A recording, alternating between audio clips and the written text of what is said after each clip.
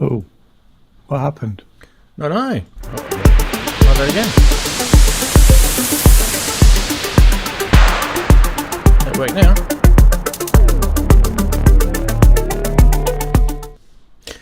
Hey, how are ya? It's Synth Geekery time. It's episode 297 and it's a Saturday, and hopefully you're having a synthy day just like we are here. It's about 9 p.m. here in Perth, Western Australia, which is where I'm streaming from. There's also another guest here that's also from the same location. We'll introduce him in a sec. And there's a couple of guys also with us today from the other part of the world, like the UK and the US. So we've got a whole big crew of guys, awesome guys, your favourites hopefully. So big hello to everyone. So yeah, if you're wondering if you're new, this is a stream that's been going on for over 6 years. It's about synthesizers, drum machine sequencers, samplers, all that sort of cool stuff. Eurorack, modular, anything to do with music technology. Whatever we can throw in there, some interesting things, like maybe we might even talk about acoustic instruments, God forbid. But why not? Why not? Anyway, hopefully you can stick around. We've got a lot of segments to get through. We're going to have synth quiz. We've got a cool one this week. Hopefully you enjoy that. That's coming up shortly. We've got a fair bit to get through in news. Not as much as the last previous weeks. So we kind of been a little bit spoilt with Super Booth and things like that before. But now it's starting to thin out. So we get to pick and choose now what's coming through. So hopefully there's some good stuff in there for you guys to enjoy. Massive big price watch this week. There's a bit from me and a bit from Andy. So hopefully you'll enjoy that. And then in the Saturday Sonority segment, I've asked a question. Hopefully we can get to this. What's your favourite Behringer remake? And so have a think about that. Don't answer right now. Have a think about that, because about an hour and a half's time we'll go and talk about that. Hopefully that's getting a few people. It might even get you angry. If it gets you angry, it's a reaction. I'll take it. Anyway, we've got a few things that we can talk about before we start the show. If you guys want to join us, there's a Zoom link there. I will pin it in the chat. Now, I'm trying to pin it in multiple chats at the moment. So we'll see how I go. Anyway, give me a sec to organise that. But bit.ly/Ranzee Zoom. If you can join us, that's great. We've got lots of spots available and it's free to use. You just don't even need the Zoom app if you don't have that. So don't worry, it's not going to cost you anything. Also, you can be part of the show by being a channel member. You can join us with the link down the bottom. There's a big join button. Hit that. You'll see us, a whole bunch of channel members in the chat right now. They've got the Synth Geekery logo next to their name. Guys like Human Error and Keith and Watford, you'll see those guys. They're cool guys, and that's because they're channel members. And a big hello to everyone else who's lurking in the chat right now. That's the YouTube chat. I don't know if I can get the other chats up. Maybe I can. I'm not sure. Well, yeah, we are streaming also on Twitch. We are streaming on Twitch, which is a Synth Geekery channel on Twitch. We're streaming on TikTok. So yes, if you're watching us on TikTok, big hello to you in the portrait format. Yeah, everyone's squeezing into TikTok. Yeah. And then we're also, I think we're on Facebook Live. We're on Trovo. Don't even know what that is. It's just streaming there. Every week I stream on there and it says I've got 0 people who are watching it. So we don't care. Anyway, it's just there anyway. And I think there's a couple of other things that we're streaming on, but they're the main ones anyway. So if you're from any of those platforms, do say hello. Do check us out. If you're on Twitch especially, don't forget to follow and I'll follow you back as a thank you. So do that, please. If you're on YouTube, don't forget to give us a like the stream. Maybe it's a bit soon. That's okay. Like it a bit later. Don't forget to subscribe. Yeah. All right. Shall we start, guys? Why don't we say a quick good day to all the guys who have arrived? Just a quick one, guys. Starting with Daren. Big hello, Daren. Check your mic as well. While we're at it. Darren's a bit like Dickie Knee, isn't he, Chris? Just a hat. Eh? Just a hat. I'm making the poster. We're going to have to get him a little. We're going to have to do a little jokey thing. Mr. Summers. I can hear you. Summers. Yeah. All right. I couldn't tell whether you could hear me or not. I can hear you. Like, yeah. Yeah, I've just sat down doing decorating, so I've not been in the studio. I can't even get in the studio. I've got stuff rammed in here, so right. So a bit of Vaseline, you're in. I'm literally Yeah, I'm literally stuck here, so it's Awesome. Yeah, so I haven't got a clue what's going on. So you just go on, off you go. All right. I've just sat down. I'll just say hello to everyone, mate. That's all we were after. Hello. Actually. Are we actually live? All right, Yes, we are. Yeah. Okay. Yeah. Hello, Happy birthday, everybody. Daren. Yeah, there you go. Got it from him Oh, eventually. thanks. Yeah. Andy, say hello. Hey, everybody, short and sweet. Hey, Ian, quick hello. Good day, good afternoon, good evening, good night. That'll do. Yay! And Chris. Yo, it's me. Hey, good job, mate. You win the prize. Right. Well, I mean, yeah, why not? Then we have segments to get through, people. Let's start with the favourite.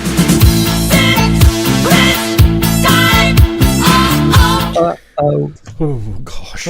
I don't know if I'm going to live after this one. This one's going to be controversial. Ah, dear, I love controversy. Anyway. Is Wagyu in the chat? Here's your clue, people. Synthetic waveforms. There's your first clue. Now, if you are playing this for the first time, there's going to be some random clues scattered throughout the show, and there's no repeat of these. So you get a pen and paper down and write them or screenshot them. Hey, that's an idea. Screenshot it. Don't screenshot me. No. Anyway, that'll do. Synth quiz already off to a rocky start. By the way, if you know someone who wants to sponsor the Synth quiz, actually at the moment it's sponsored by me. There's no prize. The prize is just bragging rights. I mean, let's be honest here. It's Muso's shoestring budget stuff here. But anyway, By the way, if it's a synth, aren't they all synthetic waveforms? But you know, what can we do? Right. Funny stuff? Maybe we've got some. Let's have a look. Go through the database and see what comes up. Starting with this one, this is how to reverse MIDI clips in Ableton Live. I thought that one was quite interesting. Deary me. Backwards. Yeah, that was my son playing the piano the other day. He was trying to show me how to do a scale. He said, "Look, Dad, I'll do the scale without looking." I won't tell you how it ended up. He's only 10, the poor kid. What else have we got? We got this one. Two synth dudes arguing out social media about digital versus analog. The same two blokes at the pub who both like synthesizers. Yeah. I love that. I don't know if you guys have seen that. That there's a meme, real clip going around with these two dogs. When the gate closes, they're like, "Rah!" and they're like wanting to kill each other, and then the gate opens and they're like, "Oh, how you go? Hey, how you going?" No. It's actually really, really funny. Anyway, next, what do we got? Damn it! I own my Doy Division t-shirt. Yeah, I've seen that one before. That was sent in by Keith in Watford, who's also in chat. So big hello to you. Also, wanted to shout out to Sean, who's jumped into chat as well. One of our channel members. Good on you, Sean. I also think, we'll get to that in a sec. Anyway, this one was sent in by Robbie. Lack of musical ability, and you obviously can see the leak. Water coming out of the container, and he's whacked an arpeggiator on it, and it's fixed everything. Don't we all know it? Yes, indeed. Thanks for that, Robbie. And I think Robbie got a second try at this. I need him to explain this one to me because I don't get it. My old setup before Divorce Thanos snapped his fingers. Yeah. You guys are going to need to explain that one to me, but I mean, it looks pretty cool. Maybe we need to zoom in on it. Do we need to zoom? It's a little small, isn't it? That one. It's a little hard to read. I think it's Divorce Thanos. Well, Thanos is a character is a Marvel universe. Yeah, Marvel. He's an evil character. And Divorce, well, I think reading between the lines, before he had to, before the divorce, he could afford all of that, and afterwards, not so much. Right. I figured something like that. So it's pre-divorce studio, post-divorce studio. Yeah. Okay, now I have launched a new chatbot. This one's called CloudBot. It should work. CloudBot. Now the reason why I'm trying this out is twofold. Number one is the bot works in both Twitch and YouTube at the same time, so anyone watching on Twitch can do the poll. Also, I don't have to start the poll at 0. I can start the poll at whatever number I like, and it's not going to fuse the pants out of everyone. So let's see if this works. I've never tried it. I'm hit the button now. Hey, it's working. It says Streamlabs, so that's fine. A poll has opened for Meme of the Week. use exclamation mark vote, and then put 1, 2, 3, 4, or 5 to vote. So it's just exclamation mark vote space and the number you like. Now, number 1 is the reverse clip, the reverse clip things in Ableton. Number 2 is the dogs. They were cute. Number 3 is Joy Division. Number 4 is musical ability. Number 5 is Thanos. I don't know why it didn't show that though. I did like the other one, how it showed each option. Why can't it show that? I'm going to have to tell them about that. So yeah. But I can see votes coming in. That is actually pretty cool. Can we give the chatbot a name? Can we call it Eric? Eric the chatbot. It's called Streamlabs, unfortunately. There's nothing I can do about that, I don't think. I was going to say, if it's from Australia, it should be called Bruce. I'll look into that. Okay, Bruce. I'll take that on board because, there is a setting in here. I don't know if I can change the name of it, but it's called Streamlabs at the moment. I've probably just picked the default setting and just crossed my fingers that it works. And it's working because I can see votes coming in. You guys need to try a little bit harder to vote for other things other than the one thing. Literally everyone's just voted for the one thing. Oh, there we go. Oh, yes, it's working. Cool. Nice. Remembering 1 is for the reverse clips, 2 is for the dogs, 3 is for Joy Division, 4 is for musical ability, 5 is for Thanos.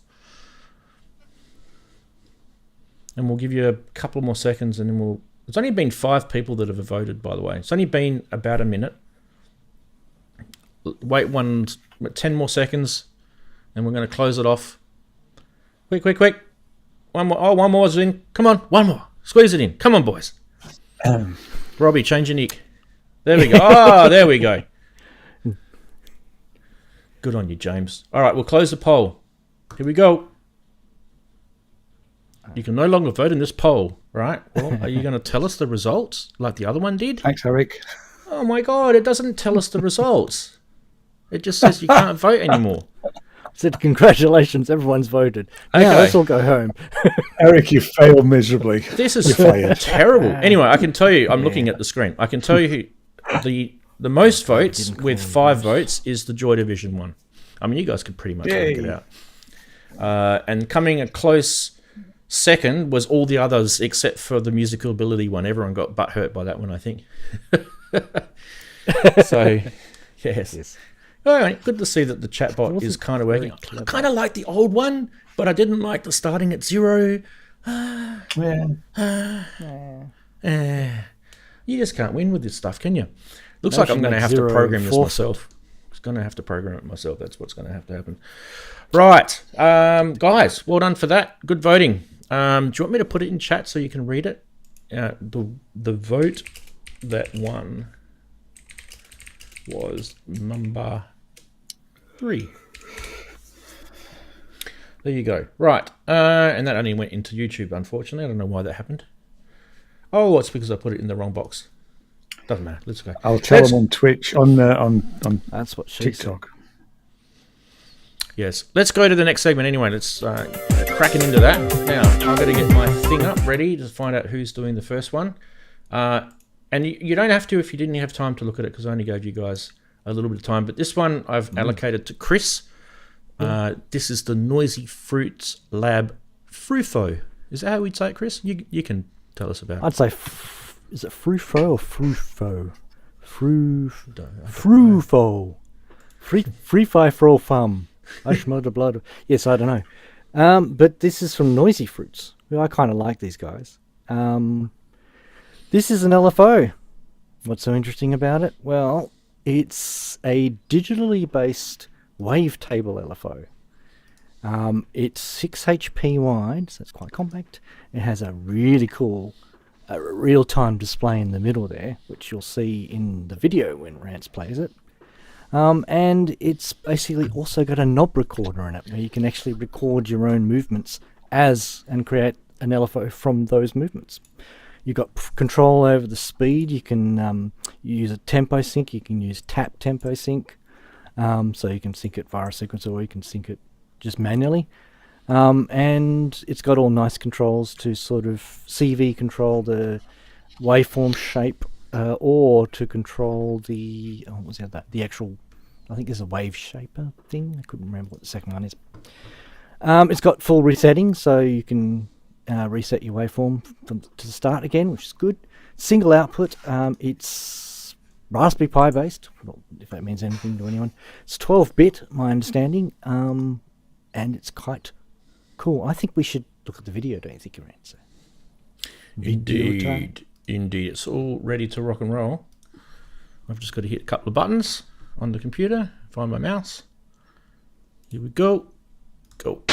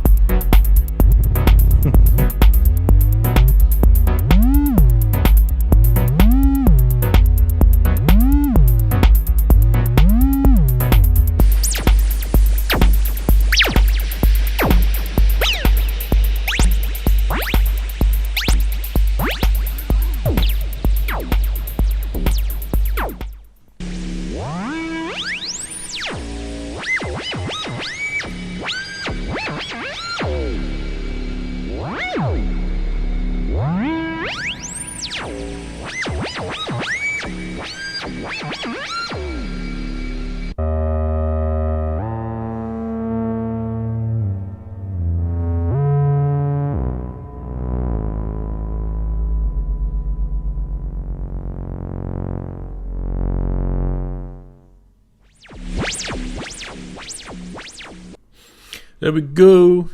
Video Cool. done. Video done. So important stuff like price. This is 167 US. It's 150 euro on the website, which I've checked. Yeah, it's not available as a DIY, so I'm upset about that. But this is it's quite gorgeous looking, and I have to admit this did kind of have Instabuy for me written all over it, and I very nearly did Instabuy this. But then reason came on, and I thought, now hang on a second. Do I need a 6 HP LFO? Maybe I do. Oh, hang on, I need to think about this a bit more. So yeah, I didn't succumb to the Instabuy GAS syndrome. So props to me, I guess. But it's very nearly it's right up my alley in terms of presentation, visuals, and that kind of stuff. So I quite like it. And I always like more LFOs, but I have to admit I really enjoy the quad LFO thing, so I'm probably still hanging out for a module that takes my fancy. That's quad LFOs, which there's lots of options. But this one is very cool and looks like it's nicely designed. It's got the CV inputs, by the way, are configurable, so you go into a little bit of a menu system, I think, and you can kind of adjust how much the CVs will affect some of the parameters. So it's not just frequency or just waveform that it changes. It's got a little bit deeper than that. But I thought it was quite sexy. How about you guys? Do you like the look of it, Rance? Like the fact that it's multifunction. So it's not just an LFO; it's also a wavetable LFO as well. Yeah, and it does go up to 7K, 7 kilohertz. Yeah, so you can get some sounds out of it if you want it. The knob recorder was interesting. There's a little knob recorder feature in it which captures manual knob movements, and you can play them back. So that's pretty cool. The other thing is synchronization was the other thing that I liked about it. So there were two options to synchronize, and a lot of LFOs fail to have any type of clock sync, which I think is almost like a dead need for any LFO nowadays. So you should be able to either tap tempo or adjust the tempo manually, which you can in this. And also you can also sync it to a clock that comes in as well. So I like that. So it gives you three ways of... And it allows you to set the PPQ, so whatever clock you're delivering to it, you can set it. So it's not often that you get modules that will allow you to set those kind of deeper settings. So it's good for compatibility, I think. But there are obviously other competitors to this. I mean, you've got other options like, Ornaments of Crime would be an obvious option. for multi LFO with a visual display Yeah. of what LFO your what it looks like. And there was that thing last week, the ELFO thing, which also has that's sort of like the other spectrum. Yeah. It's like it's quad sort of LFO, that one. somewhere. Yeah, it's probably closer to an ornament crime, but an ornament crime's a bit pricier. I think this is. Oh hell yeah, yeah. This is cheap. This is 167. cheaper, so yeah. Yeah. Yeah. As I said, I very nearly insta-bought it, but and I missed it. I like the way the screen goes up rather than. Yeah, me too. Yep. Yeah, they've actually got That's cool. a couple of other modules that do that as well. That's why I like these guys, because I've looked at them for design cues and visuals and stuff. It's very cool. Yeah. I think it's they've got a new version of their oscilloscope and tuner, which they haven't released yet. They've announced that it's coming, but they haven't released it yet. And I might be holding out for that instead of this, because that may be more useful to me in the long term and have the nice display, which is just cool and handy actually. Yeah. Fairly high res considering, and it's the first time I've kind of seen a good use of a small display like that in a small module sideways, and using the resolution for what it's good for, drawing a graphic illustration or something without trying to put 3 billion pieces of text on the screen at once. Yeah. At the same time. Darren, you might remember NoisyFruits Lab. We just a couple of shows ago we showed the Lemon, which is that CV MIDI and CV controller. It was like a little desktop module, and I think you really liked that, if I remember rightly. It had the sliders, the knobs, the buttons. Yeah, I think I remember it. That's on episode 278 if you guys are looking for that. That was the LM Drum episode. So yeah. This is pretty nice, but I already have a lot of LFO stuff. The Zadar is actually more fancy than this, and is a really crazy module. And of course, Batumi is really nice as well. But the recording feature is nice, but I also have a planar 2 joystick, so I don't know. I don't know if I have this on my list, but it is clever, so it's good. Like I said before, I still think the clocking of LFOs this does well, and there's not a lot of modules that do the clocking well in all one. Like, so there are And some it's that the cost have got, as well. It's like half the price of Yeah. most of the others. Some got part, like some will have the CV clock, like you see top left. You can just plug a clock in. It's like a square wave clock, whatever it is. But this has all three. This has the tempo knob plus the tap tempo plus the CV clock. And I think that little combination there is handy for a lot of musicians, because I know a lot of guys that like to tap tempo, and they don't want to sync it. They want it to, they just want to sort of play around with stuff that way. Yeah, I do that on for my delays, ping-pong delays. Yeah, I do too. That's why I got the Make Noise Tempi, where every channel is a tap tempo. It's really cool. Okay, good little tip there. Right, thanks, Chris. You're welcome. Awesome. Next is this one. I think I gave this one to you, Ian, didn't I? You certainly did. The only reason why I know it's Eurorack, Ian. The only reason why I gave it to you though is because it actually comes from a non-Eurorack product. So if you look at it does come in a box with a power supply. It does come in a box. So So it's kind of not. Yeah. Anyway, over to you, bud. Yeah. So the Flame. I'm not quite sure you pronounce. Is it Meander? Meander, yeah. It's Meander. Meander-M. The sound sources includes a polyphonic wavetable and FM oscillator, an analog white noise generator, and it's also got an external input as well, audio input. Internal sequencer, and it's a 64-step sequencer, 4-voice oscillator, and it will be out. It's a remake, isn't it, of an earlier one from about 6 or 7 years ago. I don't ever remember seeing the original. It's a standalone desktop unit. Yeah, bigger, and apparently they have improved it considerably. It will be out in September, October, and it will cost. Well, actually, one video said 800 to 900, and then if you go and see the Sonic State one, the guy who really knows what he's talking about, obviously the guy who was, said it was definitely going to be €900. Okay. So it's not cheap, but have you got the bit of video to sort of just let people hear it? Don't. I'm going to say don't do. There's the Super Booth one, and which you don't want to do that. Well, I mean, technically, there's a law that says that if you're news reporting on stuff, you can show other people's videos, and it comes under the fair use rule. So technically, I should be allowed to do it. Tom's a nice guy. I think if I asked him nicely, he'd probably say yes. Look, don't do it, Rams. Not worth the hassle. What we'll do is we'll show you a little bit of the video without the sound, and I'll just flick through it so you guys can see. This is a shout out, by the way. Shout out to Tom, who's the Synth Anatomy guy. You guys know him. Yeah. So well done, Tom, for all your efforts over in Superbooth. Please, mate, don't get angry if I show you video because I can't make it to Superbooth, mate. It's hard to get. I'm covering Chris up. Sorry, I'll do that again. Here we go.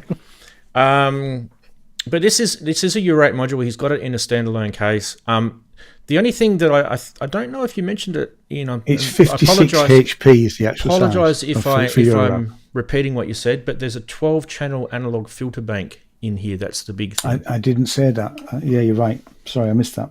No, that's okay. I can't remember if you said it or not. So the filter bank is a morphing type filter, and I feel like this is kind of the central thing about this.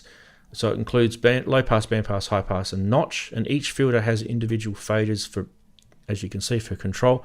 And you've also got those octave type things. The buttons on, yeah. It's actually quite playable because the buttons you can use it in a performance mode. It's quite I have to say that when I saw, and I don't know how big the guy's hands were when he was moving it looked the knobs look a little bit small when you it is, it's eurorack for tweaking, but to actually press, because you can press those buttons and play a chord, you can play it polyphonically, which I thought was quite cool actually.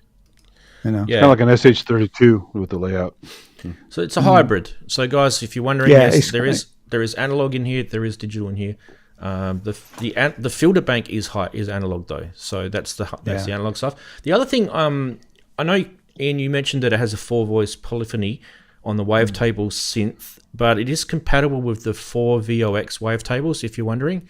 So if anyone's interested in that sort of stuff, it does also include an FM oscillator. And you also mentioned, Ian, that it had the analog white noise generator as well.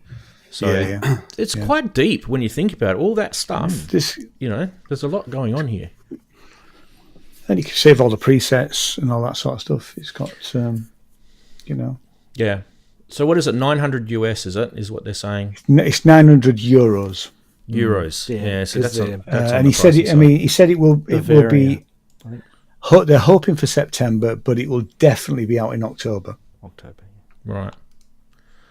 Well, there we go. I think that one's pretty sexy. I really like it. I mean, if I had the dollars to spend on, I'd grab the Lambo, take it for a spin, and pick this up from the shop. The dream's there, guys. Yeah.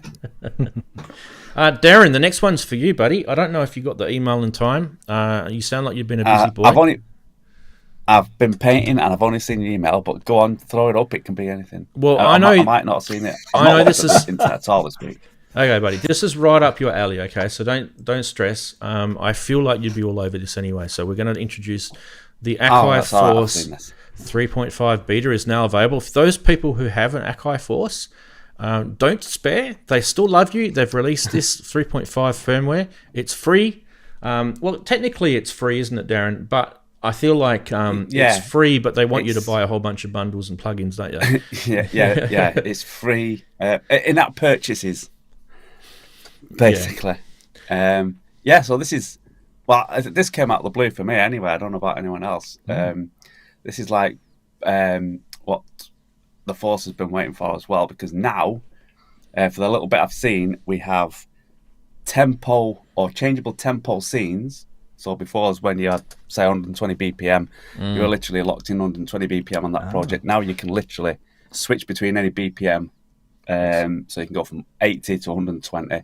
I think there's a little bit of glitchiness, I think, if you're recording, because you can actually record on the arranger part of the Force, the BPM changes, and I'm not sure, but I think there's it bakes it into the actual project, so you have to have a second project without the changes if you want to swap between them. But if you're doing a live set, for instance, with the scenes on the clip launching, you can have each individual scene as a different tempo if one wants, which is brilliant because it was always waiting for that.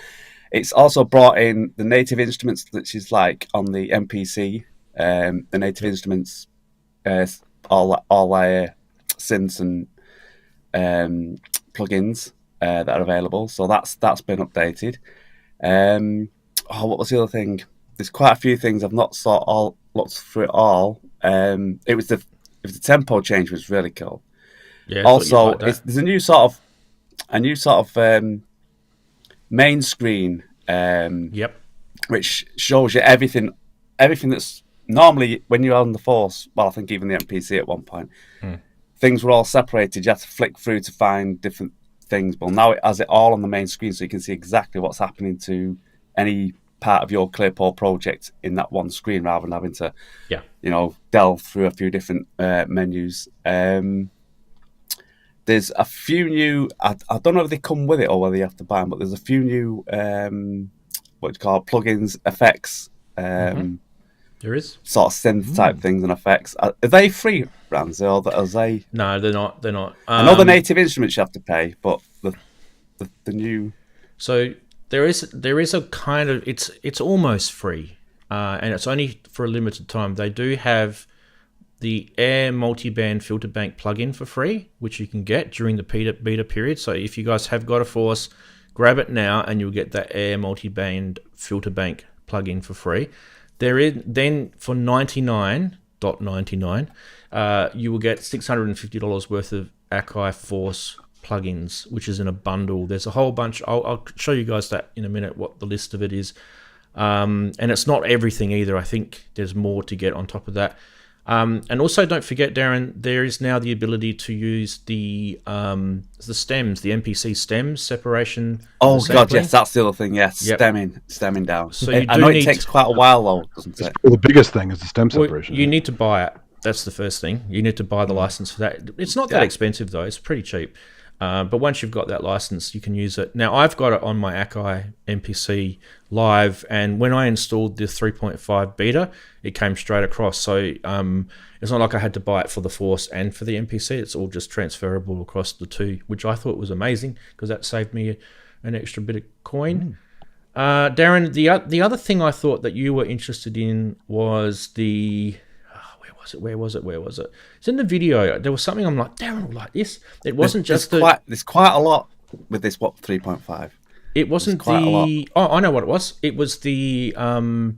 there was talk about the warp feature on here. Oh, yeah, I didn't... And I am trying to get Akai to tell me more, because it is beta, right? So they have said it's... You mean improved warp? Because they had warp already on it. Yeah, so they're saying that they've improved it. I want to know what they've improved. Okay. It says... It was pretty nasty. I'll just read what it says anyway. It says, in the whole paragraph, they've just put it in together. They've said, tempo automation, follow actions, new arrangement tools, advanced performance sequencing empowers MPC sequence import, advanced key group synthesis, and walk algorithm choice. So what does that mean? What do we get to choose from? So there's a whole, they've just literally, and also they've mentioned in another section of their website, it's got precise audio warping, which is a new feature. So there's some warping stuff in here, Daren. I know you and I both got a bug in our bonnets about the warp in the previous versions. Yes. So what is this warp? So anyone in chat who's across this, let us know. This also brings up the thing, because now they've introduced this to the Force. It's like, yes, I don't think they're going to do it, but you want them to bring a Force Plus, because they're getting to the point now where they're really ramping into the Force, and it's getting a bit dated now to take all this. Yeah. And it's like, they don't even need to do a whole new Force, just like they did with the MPC one. Just put a bigger CPU in it. Yeah, beef up the internals. That's all we're asking. Yeah. I feel like the limitation, Daren, and you're probably on the same page as me. I feel like the limitation with the Force is the track limitation on it. You know, the launching the track, maybe a bit of the warping. We need to know more about that, as I said before. If they can triple that, quadruple that, then we're good to go. Should we have a quick they look? can keep the same unit. They don't need to even redesign the unit. I mean, no, it would be better if it was, but they could leave the unit alone and just beef up the internals of it, just to tilt the screen, just to give us a bit more. Yeah. You're going to just the screen. I can cope without the screen. Yeah, tilt the screen. Yeah. If they just beef up the internals, I'll be happy. Let's have a look at the video. It's not 10 minutes. We're not going to show the top 10 minutes, but just the intro. It should show us a fair good sort of scope, and then they get into the difference.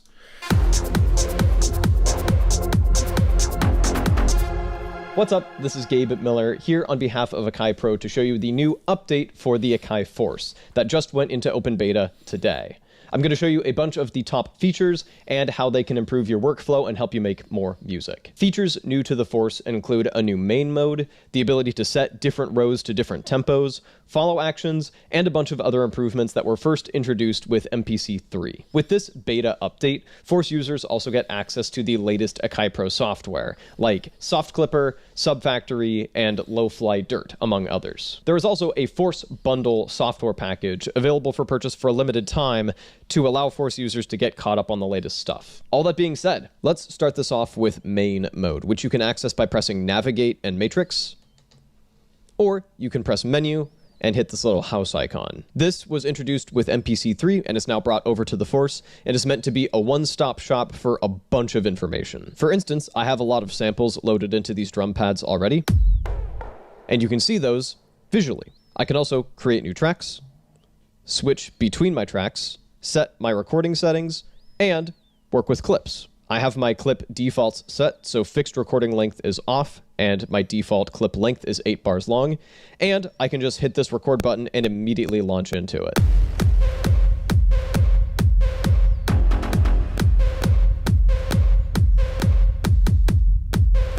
I don't want to drag you guys through 10 minutes of video, but this actually is a pretty quick video when you're considering just what this guy's going through on this, but maybe the bit where he shows the different tempos is pretty good. Where's that? It's the launching bit. I mean, there's a whole bunch of new screens and things in here. Where are we? This could be I do like the clip launching settings. sequence so as well. In this case, I want to change the color. Okay, I think he does talk about it just here now. And now I can use one more method of creating clips, which is this button right here, and record.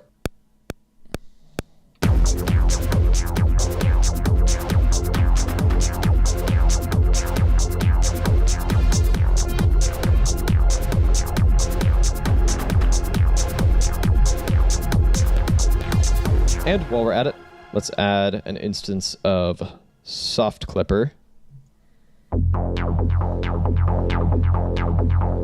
Add one arranger, and that was it. If you wanted to do anything alternate, you would have to save as your project. Now, you can have many sequences, which can all be different iterations of performances that can even be chained together in song mode if you want to do that. You could, for instance, have your main sequence be automation free, and then have an alternate sequence where you have a bunch of automation going on, but it's contained to that sequence. You can also take just the best bits of each sequence and chain them together after the fact. Now that we've spent a bunch of time in main mode, let's go to our matrix because there's some improvements there as well. If I hold down Edit and select a row and go to Settings, I can use follow actions. Oh, this is the other thing there. These will basically have a new row trigger like after a certain amount of time. Like and we've got a bunch of different conditions for these. So for instance, I can have it go to row. So I'm on row 2 right now, so I want to have it go to row 3. And let's say that it does that after 4 bars. So now...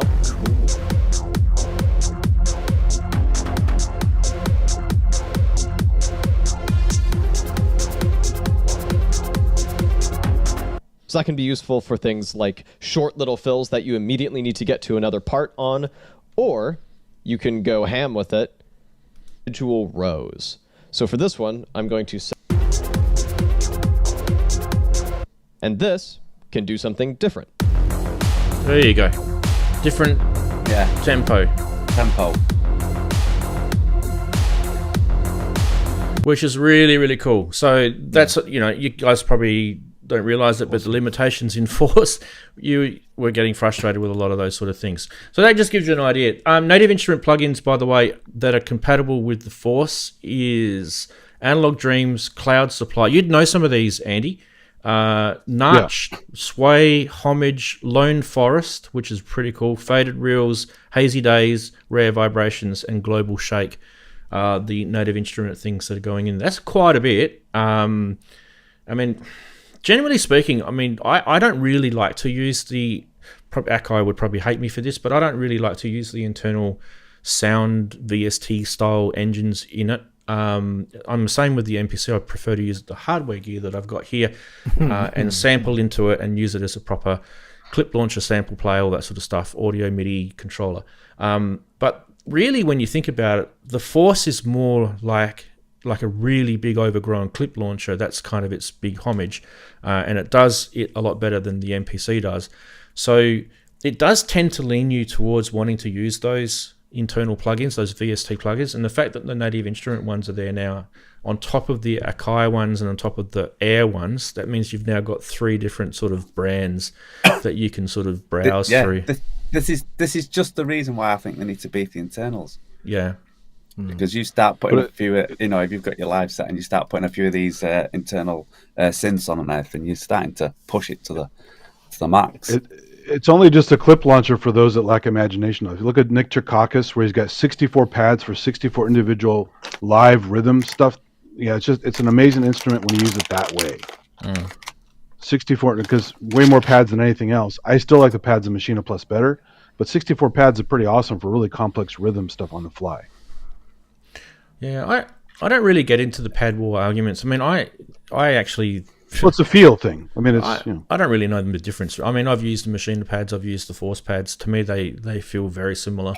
I guess, if you're using it like a very solid using thing... I know you use the machine quite a lot, Andy, so you probably know more. The expression is off the charts. So, this has aftertouch, but it doesn't feel as good as the Machina Plus. So, but one thing about Force, and the reason I have... One of the reasons I have them Force in a case still, I haven't used it for like 2 years, but is last, I may not have 3 on it, I can't remember, but last I noticed they didn't have tempo signatures other than 4/4. It's like not the whole world doesn't just work on 4/4. Some of us want to do 3/4, 5/4, and other weird time signatures, and they were not good at that. For those endless complaints in Gearspace and other kinds of sites where they're talking about when can we get more different time signatures and tempo signatures, and I don't think they've done that yet. I'd have to check the new OS and see. So, Daren, you might know because you're using yours more. I'm trying to think whether I don't think they have. Like I say, unless it's buried in the 3.5.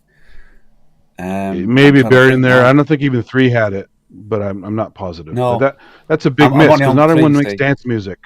And everyone wants to be 4/4, so Yeah. Oh well. I know I'm a little bit scared to venture out of 4/4. 4/4, yeah. I'm just kidding. 6/8 is lovely. Yeah, exactly. So if you're going to do like world music and stuff, you have to have other options. Yeah. Absolutely. Yeah. 12/8's all right. Well, the one thing I'll say is at least they've not forgot about the Force yet. Well, I remember my music teacher when I was a kid used to say, if you can count to 12, you can handle a lot of different time signatures. That's what my music teacher taught me. And also you can handle a lot of other things in music as well. So everything's... you can fake it with swing and stuff. Swing lets you make a little more variety, but gives you variety, yeah. But anyway, I think overly we'd all agree that that's a pretty decent update for those who own the Force, and there's 3 of us in here that have a Force, right? I know Ian and Chris don't have one. Is it enough for someone to go and buy a Force? I'm not sure. How much are they now? They're still available. They're still running around 800, 900, I think. Yeah, so I got mine cheaper than that. Yeah, you're right, Daren. It's about £800. It's about 1,500 and like the higher part of $1,500 in Australia if you want one, which is 60 second hand. pretty cheap. I mean, standalone, it's pretty stable. Like, you know, we've talked about this years ago on the show where we talked about. I think this might have even been the reason why Daren got his Force. We talked about the choice of having a laptop crash in a live gig, or having actually a dedicated music thing that's literally all it's doing. It's not checking emails, it's not going off and doing virus checks and things. It's dedicated just to doing music duties. These devices are a lot more solid state in that sense. They do crash though. Yeah, but these still have their issues. They still can crash. Yeah. I was going to say, nowadays, if you put this up against computer Force, I don't think there's really anything in it in crashing terms. It's not really arguing anymore. It's more the little it's more the little foibles that's the problem. Yeah, I think that's all the distractions. Like I say, I mean, I could quite easily take a push to on a laptop, which I'm even thinking of doing, rather than depending on the Force as well. So, I like the Force, and this has just made it that little bit. Yes, at last, but it still has its foibles that annoy me. So we'll see how we go with that. But at least I would like to try the stem separation. I wouldn't use it much, but the stem separation looks like fun to try. So yeah, I think it does take a while, though, doesn't it, on the actual unit? I've done it. No, it's not the quickest of things. But the thing is, if you've got the license for it, you don't actually have to do it on the machine. You can do it on your PC as well. So you can go in, download. That's part of the fun. I understand. I'm not arguing with your argument. I think your argument's valid. But I'm just saying, if speed is an issue, you've got a computer and you've got the license, you just do it on your computer. It's pretty quick. Because my Force is parked and it's compatible. I have a battery pack and everything for it. So yeah. But you get what I mean, don't you, Andy? So if you're arguing that it's going to be slow on the Force, and you want it to be it was already slow on the MPC, so I'm sure it will be on the Force. Yeah, so just in fact, the sound quality was better on the computer. But I want to see what it's like standalone. No, that's the demos have shown. I mean, no, it's the same. It's the same engine. Did you do? Yeah. Did you do? But it processes it better on the computer. On the PC, Daren. On the PC. All right. But you can't do it on the Mac though. I can do it on the Mac, on the PC. I've got the licenses transferable. Right. You just use the MPC software, which is free to download. But I watched some head-to-head things on YouTube, and the guys were comparing the computer versus the MPC standalone, and it did sound better on the computer. It could have just been the guy's local problem or something, but I don't know.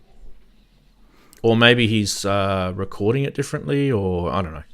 I haven't seen it. Supposedly he wasn't, but I mean, you never know with these guys when they make their videos with how honest they are with it. So you got it, yeah.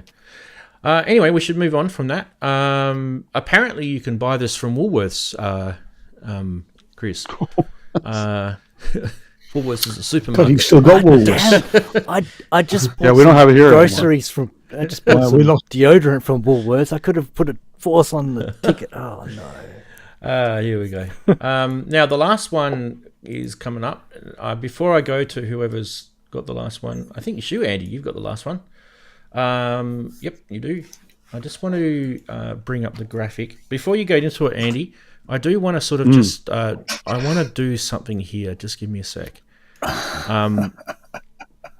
This is the Vongon Replay, right?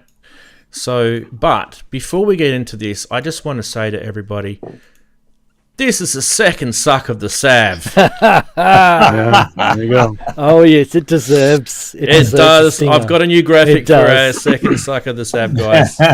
Oh dear.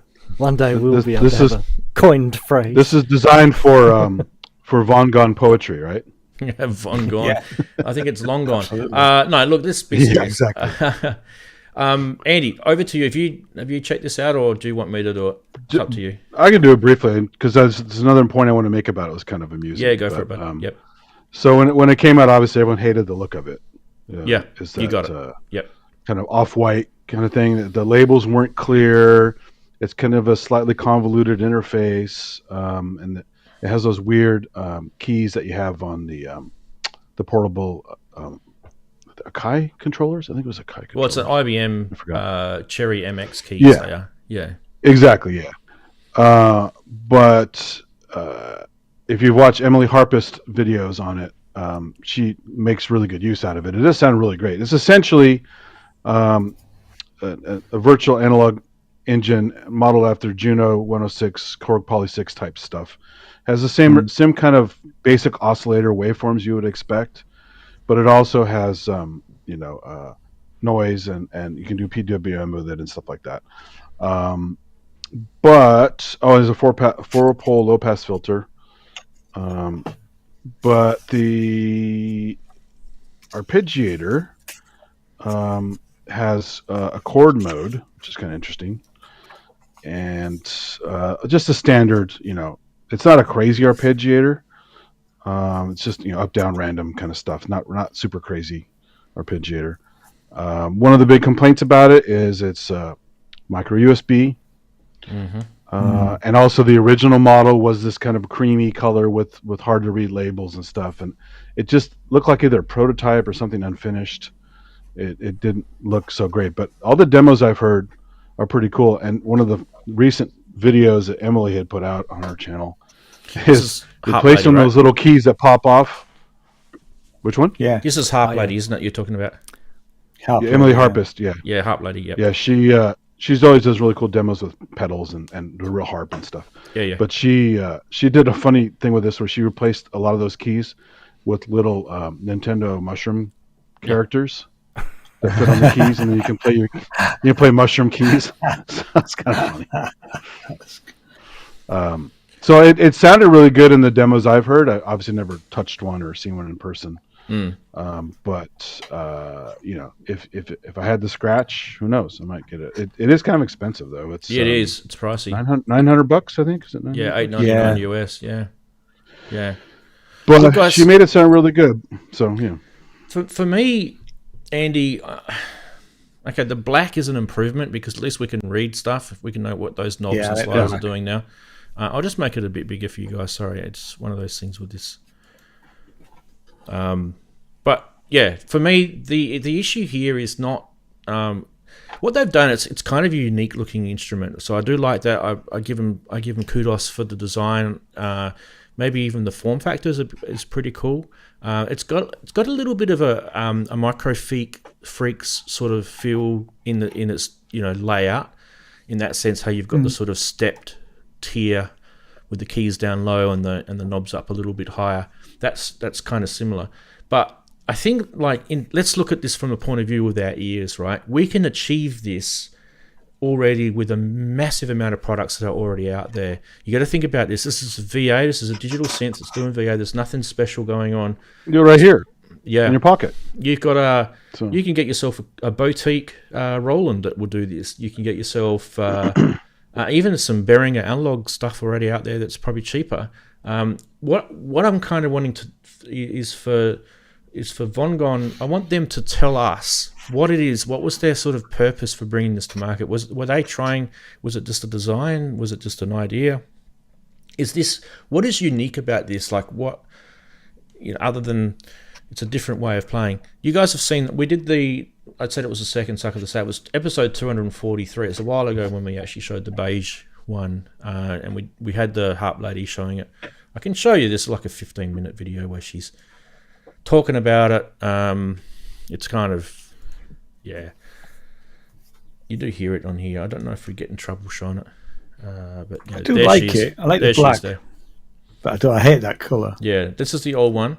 But this, I mean, look, this is the interface. And even with this, it's really even hard to see on camera, but there is actually labels on there. Yeah. And they're just really hard to see. Which is a shame, because you take something like the JDXI White, has the dark labels. It's super easy to read. I don't know why they made it hard to read the damn labels. It's really quite small though. I mean, so someone may actually this is where she takes the keys off that you were talking about, Andy. So she's actually pulled them off. Put some mushrooms on there. Yeah. So this is, but if anyone who knows about IBM keyboards of the 80s, this is the Cherry MX keys. They're very, very well known. Oh, okay. So any compatibility with any type of Cherry stuff would do it. But like I said, this is the older video that came out a while ago. I think they talk about the connections on the back. I don't know if it's not showing it. Show me the connections on the back. Anyway, USB micro, I think, is bit of a sausage these days, isn't it, guys? So it probably tells you how long ago they were working on this before it came out, because almost no one's using micro anymore. It's probably just an old design. Now there is a new video. Let me just get that one up for you guys. Oops. This is not that one. Not you. Shut up. No, you're nice. Don't worry about that. Where are we? Where's the second video gone? Oh no, I've lost the link. Oh, okay. Don't worry about it. There's another video out there on the Vongon's website where it shows. It might not actually be them. Actually, someone else. It shows the two, the black and the beige. Let me see if I can find it for you. But yeah, for what it's giving you, from what I've seen and heard, it should be like $400 or something like that. Not I was going to say, if it was $400, you'd buy it, wouldn't you? Yeah, it's for imams, a little portable thing for imams. Hey, absolutely, yeah, but not at 900. No. Yeah. Yeah, just I'm not going to play it because I'll get in trouble. This is a guy called Jay Hosking. Big shout out to Jay. I'm not using your video, He's Jay. But you can see these are the two. He probably wouldn't care. He's cool. Yeah. So these are the two together, right? And he's using. There's actually the Vongon box on the right too, by the way. Which, it's another one of their devices that they sell. But you can see the beige one and the black one. And I'm harping on a stupid point here, but really, you guys can see straight away. The black one, you can see what each of those knobs and sliders do. The beige one, you can't see shit. It's really hard. That's what I'm saying. If the font's the same size, black characters on that should pop, just like it Why does on couldn't the they just JDX put side. black? Stupid. Exactly. Yeah. I don't know. Crazy. Yeah, Chroma console on the right, by the way, guys. Nice. It's because they're secretly Vogons, and they had to change to Vongon so they don't get sued. Well, that's it for the news, people. Let us know what you'd love and what you hate in chat. Hello, chatties. How are yous? Haven't even checked it. It's a little quiet. Quite about 40-ish, nearly 50 people in the channel. Hey, tell your mates. One thing I noticed is this time of the year for synth-based videos, it's just a little quiet. It's like after Super Booth, everyone just thinks, okay, I've had enough of synths now. I'm kind of synthed out. I'm just going to have a break from this stuff. But yeah, tell your mates. Because I think 47 people as a concurrent view is about half of what we would like to have on the channel. It's kind of a bit sad, actually. Give us a reason to come back next week, people. Because, it's time out of our schedule to do this show. Give us a reason to come back. But yeah, let us know in chat what you think you would purchase out of those 4 products. Would you go and get an Akai Force and update it to 3.5? Would you get the LFO module that Chris talked about? Would you get the interesting 12 channel filter / 4-voice poly eurorack module that Ian talked about? And Ian had to really bite his tongue because he was talking about a eurorack module. So I struggled. I did struggle. He started to sweat a little bit. Yeah, I could see that. I would buy the Vongon if it was 300 quid or 400 quid. If it was like a third of the price. Yeah. Yeah, third of the price, I'm sold. I bet you if you opened it up, it'll just have like a little Raspberry Pi in there. Like it'll be just a tiny. Yeah, I could get the same sort of sounds on the organelle. Yeah, it's a bit of a shame. I mean, I just like I said, I'd like to know, just more about what it is that they're trying to achieve with this thing. But look, I mean, my OPZ has 9 engines on it, and it's like $400. Yeah. So yes. David, you'd like to get the Force? Yeah. I mean, if you've already got some sort of sample thing like an MPC or a machine or a Machine to Plus, obviously that not the other one, or even an Akai Push 3. Sorry, an Akai Ableton Push 3, I should say. And the synths from Deluge is another one kind of down that sort of row.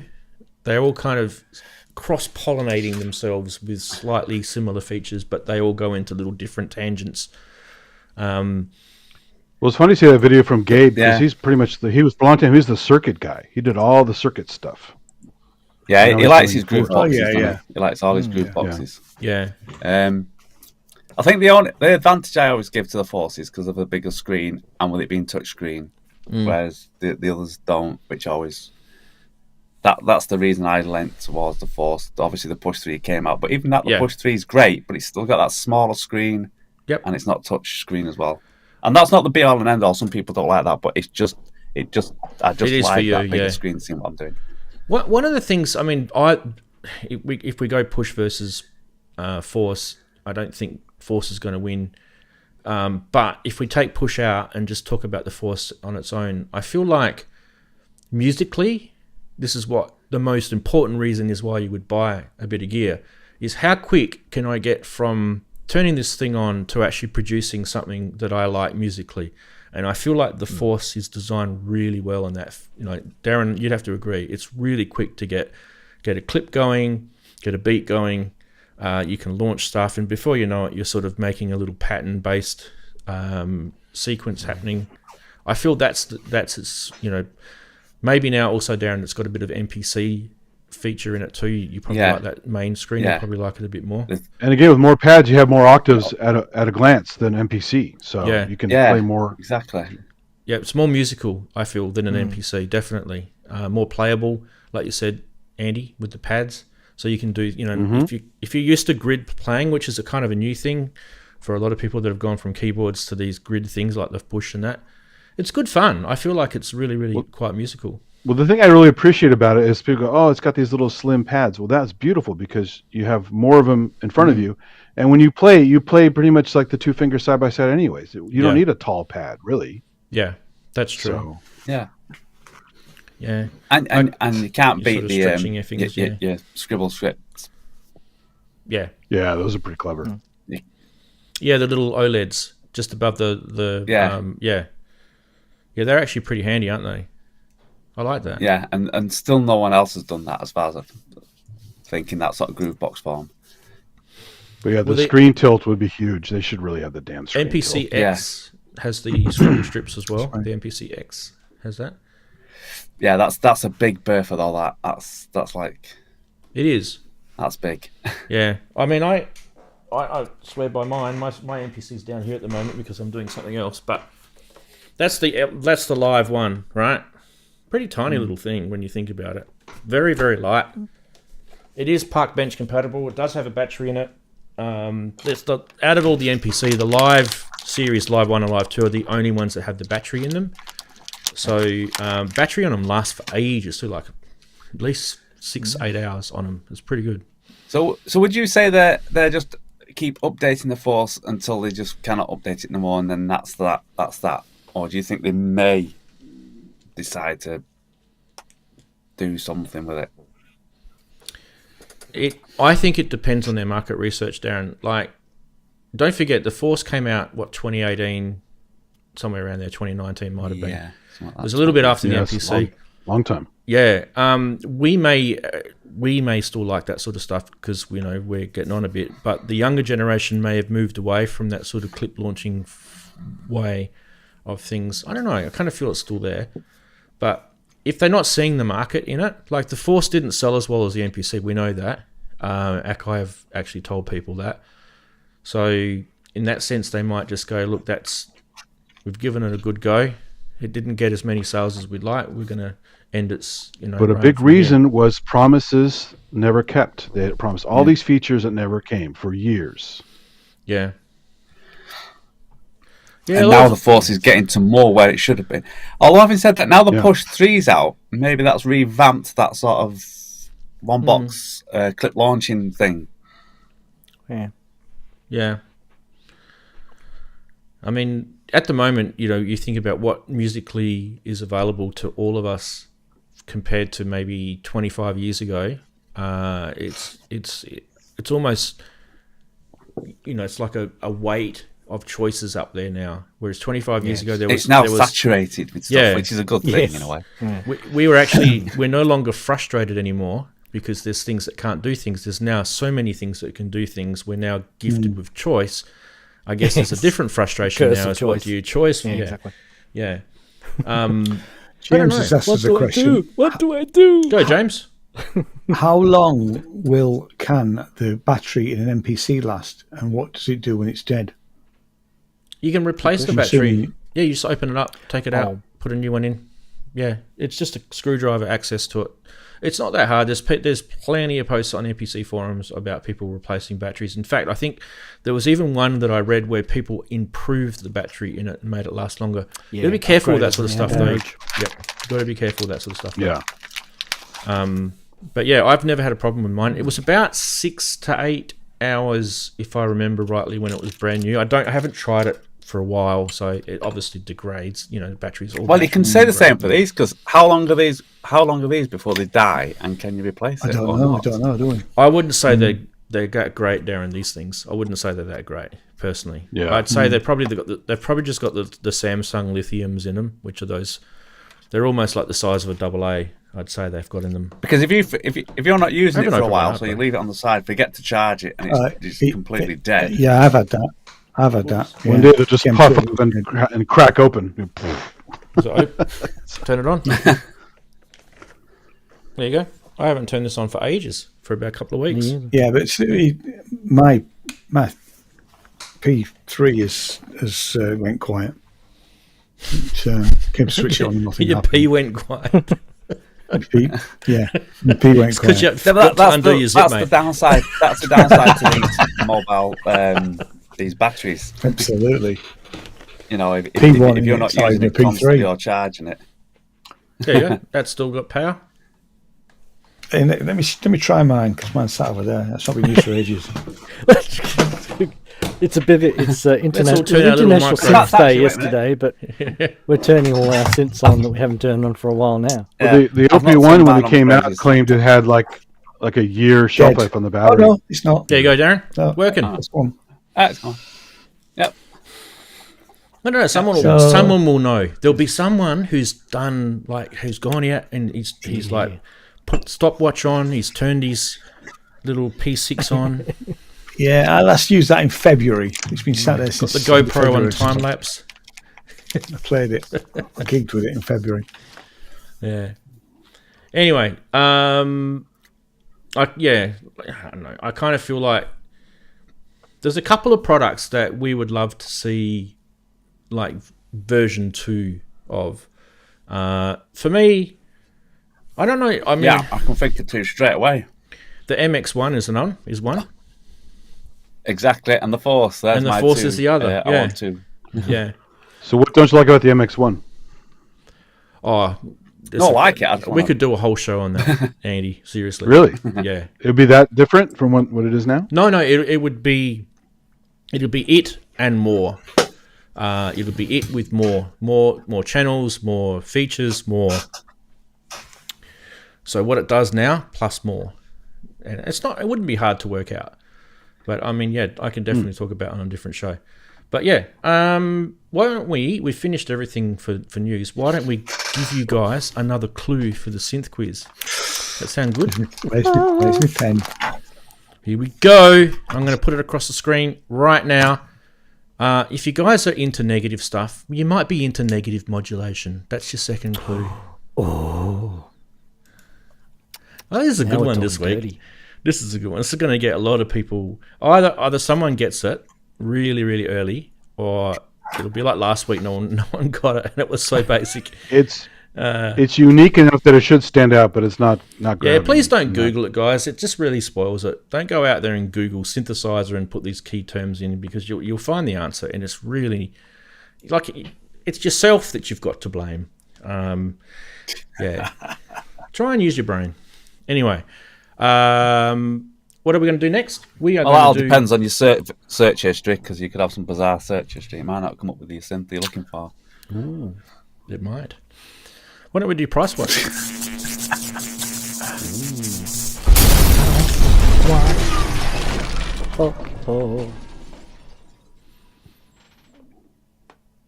Andy, I know you've given me a few, so but I'll start off with these first 2, and then I'll hand it over to you.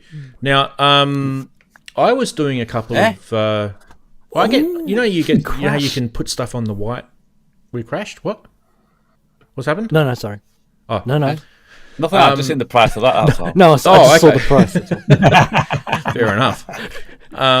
Desired effect, I believe. Yeah, so I get these emails. You know, you get the eBay watch list, and you can look for things on eBay and things like that. I forgot to take off this one. Anyway, but it's still coming in. And I thought to myself, $3,000 for a Roland System 1M is this one. Telling me, Ray. Oh, yeah. Absolutely. So that one's on eBay right now. They're not that common, though. I don't see them much, so that would explain maybe the rarity why they went up. There's one photo, and it's Small. Yeah, it's pretty dodgy. This one is actually in Japan though, so it might be real. I don't know. 100% positive on the listing. He's got 365. Yeah, it might not be. Anyway, we'll go to the next one. The next one's kind of along the same lines. This one is this one's probably more not a scam. This one's probably more just of interest to you guys. I don't know if you guys know this, but the Univox SR95 is pretty much the same as the Korg MIDI Pops. Yeah, same company. It's the same company. So, and I haven't seen many of these pop up. So this one, honestly, this was me just helping you guys out. I don't have 800 US at the moment. So this one is in Washington, in Olympia, actually, in the US. Get your graphic ready. Is this second suck of the salve? Is this the... 4,000 Anyway. suckers to serve. Yeah. If you guys want to get yourself a Mini Pops, an original one, this is it, pretty much. So yeah, $800. I don't know if I'd spend $800 on one, to be honest. You can look. I mean, you could make one of these. Seriously, they're not that hard. You could make one. Yeah, as your head says, not tested. I suspect it has been tested, and it's probably faulty. Yeah. Oh, look, it's live. Pretend I didn't do that. Yeah. Let's have a look. Yeah. Oh, not that one. Let's go here. Sorry, You are being tested if you buy it. So- Yeah. You're the testing, yeah. I mean, it looks pretty dodge. Mm-hmm. Yeah. Pretty dodge. Wow. That's Looks been like in the garage for a long time. When I saw this last photo, I was thinking, do you know those shows where they go in and they buy a whole auction shed with everything in it? Yeah. It looks like it's been photographed in one of those auction sheds. Lockers. That real wood grain Formica on there? Is that... Yep, certainly is. Oh, mate, Certainly looks like it. yeah, you just chuck it straight on the Yeah, fire. Andy, over to you, bud. Aha. Ooh. So if you go to the listing on this one, this is a fun one because he actually breaks down what's unique about it and why you would want it. So if you zoom in and scroll down, you'll talk about the triple synthesis sections and polyphony and layering. It even has analog warmth. Wow. And ensemble effects. So most listings don't do this. I thought it was kind of cool. He put this in here. And this wasn't just taken from VintageSynth.com. This is he assembled this. This is kind of nice. You might have used ChatGPT. Yeah. Well, probably, but historic significance, right? Cult following. Yeah. Does sound a bit GPT-ish, yeah. Does sound a bit GPTs. It's almost got Well, at the least layout. at least you put it in there. Most people won't do this. So even if ChatGPT is a shortcut, it's there. Yeah. Mind you, I do like the Trident. Always have. Always wanted one. I've never played one. I played one. Yeah, and I liked it. It looks in good nick. Joystick looks good too. That's the main thing you've got to look for on these when you get them used, is the joystick's not flopping about. You want it to be nice and erect like that, sitting in the middle. Standing to attention. Kent's not happy about the Trident, apparently. So. Oh, isn't he? No. He called it that think bloody it's thing terrible. again. So. That bloody Trident. Yeah. I think that says enough right there. Yes, he restored this particular one. This one is in... Oh, yeah. He knows it. Oh, yeah. Yeah, he knows it. Yeah. All right, next. This one. So I did a while back. I did some other Casio stuff. This one was special because it had built-in sequencer. Supposedly, Jean-Michel Jarre used this model. Yeah. But it doesn't have, if I remember correctly, I think it's velocity, but missing the aftertouch. Only the CZ1 had like the flagship features, which is velocity, aftertouch, and some other goodies. But this has still got the, phase, it's still the same exact everything. Yeah, it's basically a CZ1, slightly dumbed down, but with a sequencer. But I have one as well. They're cool. I don't think I've ever made a sequence on it, but They've got a very Same one individual they used sound. in, I found. I used to like them. in Thriller, is it? Yeah, they're nice. He doesn't say much in the listing. I don't think at the bottom. What's the noise in Thriller Frog does, sound. Chris? The frog sound. The frog noise? Bow, bow. The frog noise. No, wasn't call that it something else? There was something else he Casio used. something. Yeah, I don't think it was this though. Oh, there you go. See his little notes at the bottom? We'll pack it like gold and misspelled, bomb-proof, with extra protection. Boom proof. Maybe he wrote that on purpose because the word might be Maybe it's flagged. boob-proof. Yeah. Yeah, it's... All right. So I like reading the little descriptions sometimes. So usually they get bypassed. Yeah, they're good. It's kind of fun. This one. Yeah. So this one I wanted to put in because obviously I've never used this guy's stuff. He died not too long ago. His stuff went way up in price. It was already pretty damn expensive, and people swear by the quality, but I've never actually seen one in person or played with one. But they're very highly rated in the community, and of course it's calibrated in Japan. That's maybe why the price went up. But but they're if you look at the details, if you zoom in on the controls, there's nothing groundbreaking in here. It's just a high quality, synth. Well, it's like a VC. It's like a VCS3 from what I remember. It was kind of, inspired by VCS3 without the matrix. This guy did eurorack modules, as you know. Oh yeah, and he did a lot of 5U stuff. Yeah. No, he was into a lot of stuff actually. It's actually really sad that he died because honestly, he was a great engineer. This guy. Yeah. But yeah, these are pretty rare, and I would definitely want one if they were available. Let's have a look at some more photos. They're not that old when you think about it, really, because I mean, like I said, he didn't die that long ago, and I don't know what years would be, probably mid 2000s. Doesn't really say on here. And someone in the chat may know the correction, but it's always pronounced Schwayman. I'm guessing that's correct, but who knows? Yeah, Schwayman. Yeah, didn't I say Schwayman? I'm pretty sure I said Schwayman. No, I'm just saying, but that's what everyone says. I don't know if it's correct or not, but it's. Well, I've always heard it. What's her name? What's her name on the show? Eastern Bloc. Yeah. I forgot her name now. We had a lady on the show that's from the US, and she corrected me years ago on it, and I learnt my lesson. I forgot that she's well known. Anyway, I'll remember her name in a sec. Remind you guys. Next. Yeah, because I see Quedgerman. There you go, Quedgerman. That's how an average person would say it, right? It's funny. Quedgerman. Yeah. This one. Okay, cool. So yeah, it's fun to include depth for once in a while. This is nothing special. It's just one of their old A100 sets, but it's a very clinical look. The guy invented eurorack basically, and if you zoom in and look at there's some cool. I have a couple of these modules in my system. I have the MIDI to CV module. I think I have the random mod one. Some of these you can't really get either. Some of these. Yeah, some are kind of rare. Yeah. Like the analog sequencer, I don't think you can get that anymore.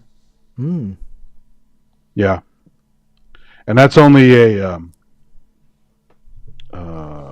it's only a trigger sequencer as far as I know. It doesn't do, is it CV as well? I thought it was trigger only. No, you've got the controller next to it. There's a couple of things you have to do together with it, and it does CV, I think. Right, okay. So he did stuff in a different way. Yeah, definitely.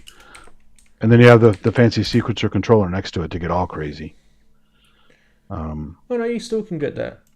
Well, okay. Well, I have the one next to it, the $629 for us. The sequential switch thing. I have one of those.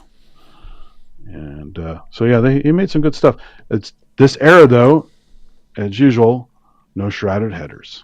So be careful out there. Yeah. But $2,800 US for this is actually pretty good.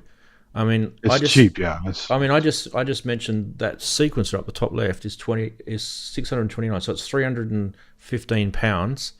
Just the case alone would probably be $400 or $500. So that's a steal actually. That's a pretty good price. Yeah, and it's got the handle on it, so it's got the handle. It's got the lid too, hasn't it? Yeah, it's got the lids behind I it. have, You can see it. yeah, there's a lid. I have a couple of his smaller before I got into the IntelliGel cases, which are there's the lid. more feature filled and more lightweight. I got his that's the CV there. smaller versions of these See the CV? That's the CV part. on the controller, right? Yep. Yeah. 2 VCOs, ring mod, audio divider. Wow. I love that. Yeah. That's cool. Good Light stuff. down. So this won't be a light Yeah, case. His case design is always very heavy. Also, you got a bit But of it's- wave folding in there.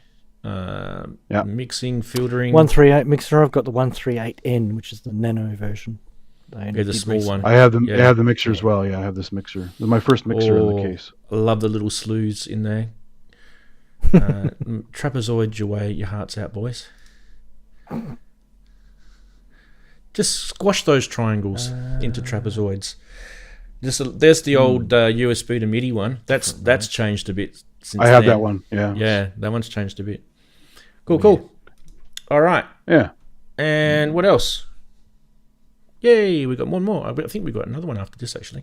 I think there are two more unless you took one out. This So one. this one is the this one and the one after are the same company, but so EML is famous for the 101, but this is one according to the listing. I've never seen this one. This is one of their I've never final seen it either. products, and it actually had patch memory with these little cards, these little plastic punch card thingies, and it says very clearly in the description, it will do it, but I don't have any cards, so you're on your own with the presets, basically. 3D printer will solve that. Yeah, once 3D you figure it printer. out, you could do that. Yeah, once you figure But it out. Reverse engineer it. because you need a template first, right? There's no way to reverse engineer the slot. But it's quite pricey and quite rare, so probably good luck fixing it. I would imagine if it's. Has Kent seen this one? Is he still in the chat? Oh, let's not annoy him. He's probably busy. Well, he was chiming in earlier, so Oh, okay. he was bitching about the Trident. So, Yeah, exactly. but yeah, it's kind of cool that Oh, there's a great name you get another for the punch card synth kind of quiz. system. Octavation. Octavation. Yeah, I there you go. swear there's some really, really interesting names that people give things in synth manuals that I just... But look at the font. Look at the knobs in the font. What does that look like? Oh, yeah. Especially on the right. Yeah. Yeah. Black It with looks like white the lettering. future. Yep. Yeah, Wow. very, very mogi. Design cues, Yeah, indeed. cross pollination. Indeed. We've got one more of these. Boom. There it is. Yeah. So this one, this one is rare. I knew somebody once who had one. I worked at Apple. I was going to try and go visit at his house, and then my contract ended. I didn't have a chance to follow up with him. I lost his contact info. So that was my only chance to play one of these. I've never seen one in person. They, according to Rich Hilton, they're very nice. He's actually used them. But I remember him saying that at one of the pubs a long time ago. But they're kind of famous. I wonder if they're worth like Cherry Audio recreating or something. I'm not sure, but they look pretty basic as far as if you look at the details on the controls. But they're supposed to sound really nice. So I just want to throw that out there because Are these any sort of is this company like a competitor to the the people that make the VCS and the Synthi and all that? Is this kind of like at the same age? potential. I mean, they're East Coast. They were I forgot what years they were in operation, but Yeah.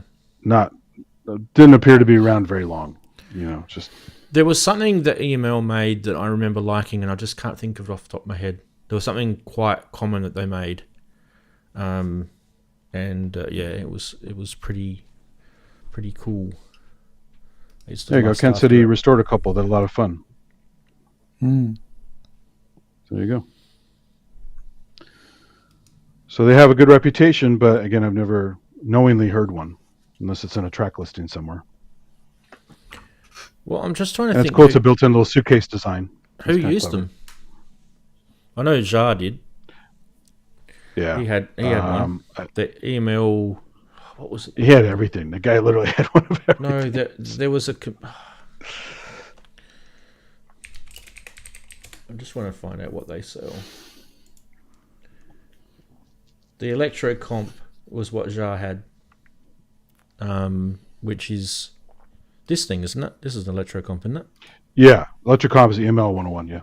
Oh wow! But the Electro Comp that Jar had was like a big thing. It was like a modular thing that he had. I'll find a photo for you. Yeah, because this is semi-modular, so.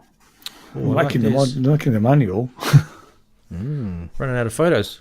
Yeah, Ken said they sound like a Steiner Parker, which is cool. I love Steiner Parker filters. So I'll get it. I'll dig up a photo for you of the Electro Comp. Electro. I don't know which one it was.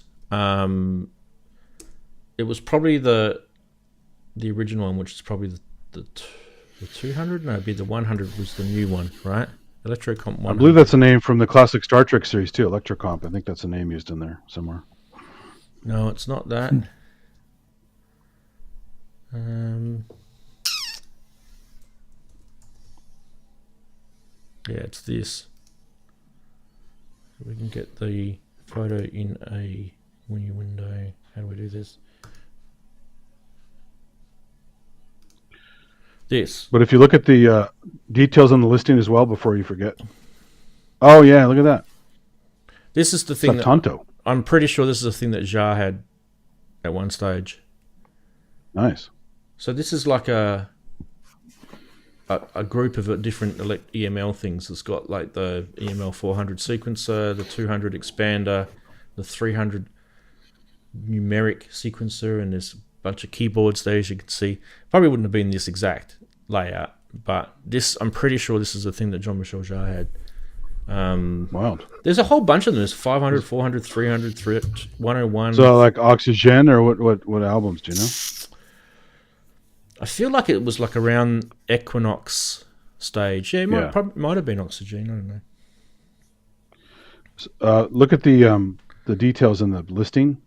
They talk about some mods they've done to it as well, even modded by the guy who worked on the original stuff. They've got a little switch that turns bandpass into a band reject. And they got some other stuff in there. It's kind of fun. John you can do white and pink noise. One of the engineers. Okay. So it's not just white noise, you got pink noise as well, which there was, if you look at the old Deptford thing you showed earlier, it had red noise, white noise, and pink noise, I think. Yeah. Yeah, so the new one's got that. There's a thing somewhere, I actually remember Googling it years ago, but all the different colors of all the noises are all different filter settings. Oh, yeah. That's basically what it is. So it's like white noise is no filter, and then all the different filtered settings for the different noises. Yeah, the red is more, I think it's more low end. The purple is very high. I have a module that does all four. Yeah. Oh, sorry, all five. Five. There's purple, red, pink, white, and there's one more. But yeah, some are very tinny sounding. Yeah, indeed. Okay, so that's it for Price Watch, and I feel like that gives us a really good opportunity to do the third clue for the synth quiz. Are you ready? Overflow. Fancy of the overflow. Yeah. If you spill your drink, it overflow. No. It's a toilet. Jeez. It's the drain. So you've got your three clues now, guys. Get yourselves typing away. If you want to put your answer in, just put synth Ranzee, my name, synth quiz, and then your answer. Absolutely no clue. No, but they're unique enough. I should know it. If I had knew it, I would definitely know it. They're very unique labels. Yeah. Look, you guys are going to kick yourself when we reveal what it is, because I'm sure it's probably something I have and I didn't even know it. Well, you might not. I don't know. Anyway, it's definitely not something unique. That should give you a hint. It's not a unique synth. It's not like a synth that people haven't heard of, you know, or it's not a rare thing like the EML, for example. That would be quite rare. I would, you know, you guys would be kicking me if I showed that. Really common. It is for a game, though. It is indeed. Cool. So TikTok is telling me encourage your viewers to share my live and invite more friends. So TikTokers, fill your boots. Go do that. Because I haven't got time. You can do that yourselves. No, I've already shared it. I have already shared it with my TikTok friends. I just find it's like popping this crap out of my face. Oh, I'm like, no. just go away. Go away. It's that short attention span aspect, right? Yeah, I get inundated with, do you want to have a TikTok shop?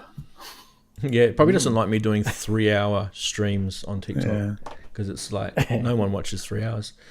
Interesting enough, if you guys ever want to know, the average viewing time of my streams is about 27 minutes. And I actually thought about that and I thought, that's actually quite a long time, 27 minutes. You know, by then they've probably just got past the intro. On TikTok, it's what, 3 seconds. There's a comedy thing I watch, and I didn't watch it the last weekend, but they did a marathon show, and I think it was like 33 hours, and it disappeared from their list on YouTube. I think YouTube won't allow past like so many hours. Like 30 hours or 32 hours or something like that. It just disappeared off the thing. Oh, well. We should do How's Your Week Been? What do you think? We should do that? Sure. Cool. Let's go. G'day, Daren. How's your week been? That's all right. YouTube, mate. That's better. Yeah, I'm just unmuting. I haven't got my mixing desk ever, so I've got to mute it via computer. We're just decorating and stuff over these past couple of weeks. So I've not done any music, not done anything, not even been in the studio. You can't see, but behind me, I've got stuff rammed right up against the seat. That's why I'm pretty much can't move in here. So, and I just finished painting when the show was coming on, so that's why I got down.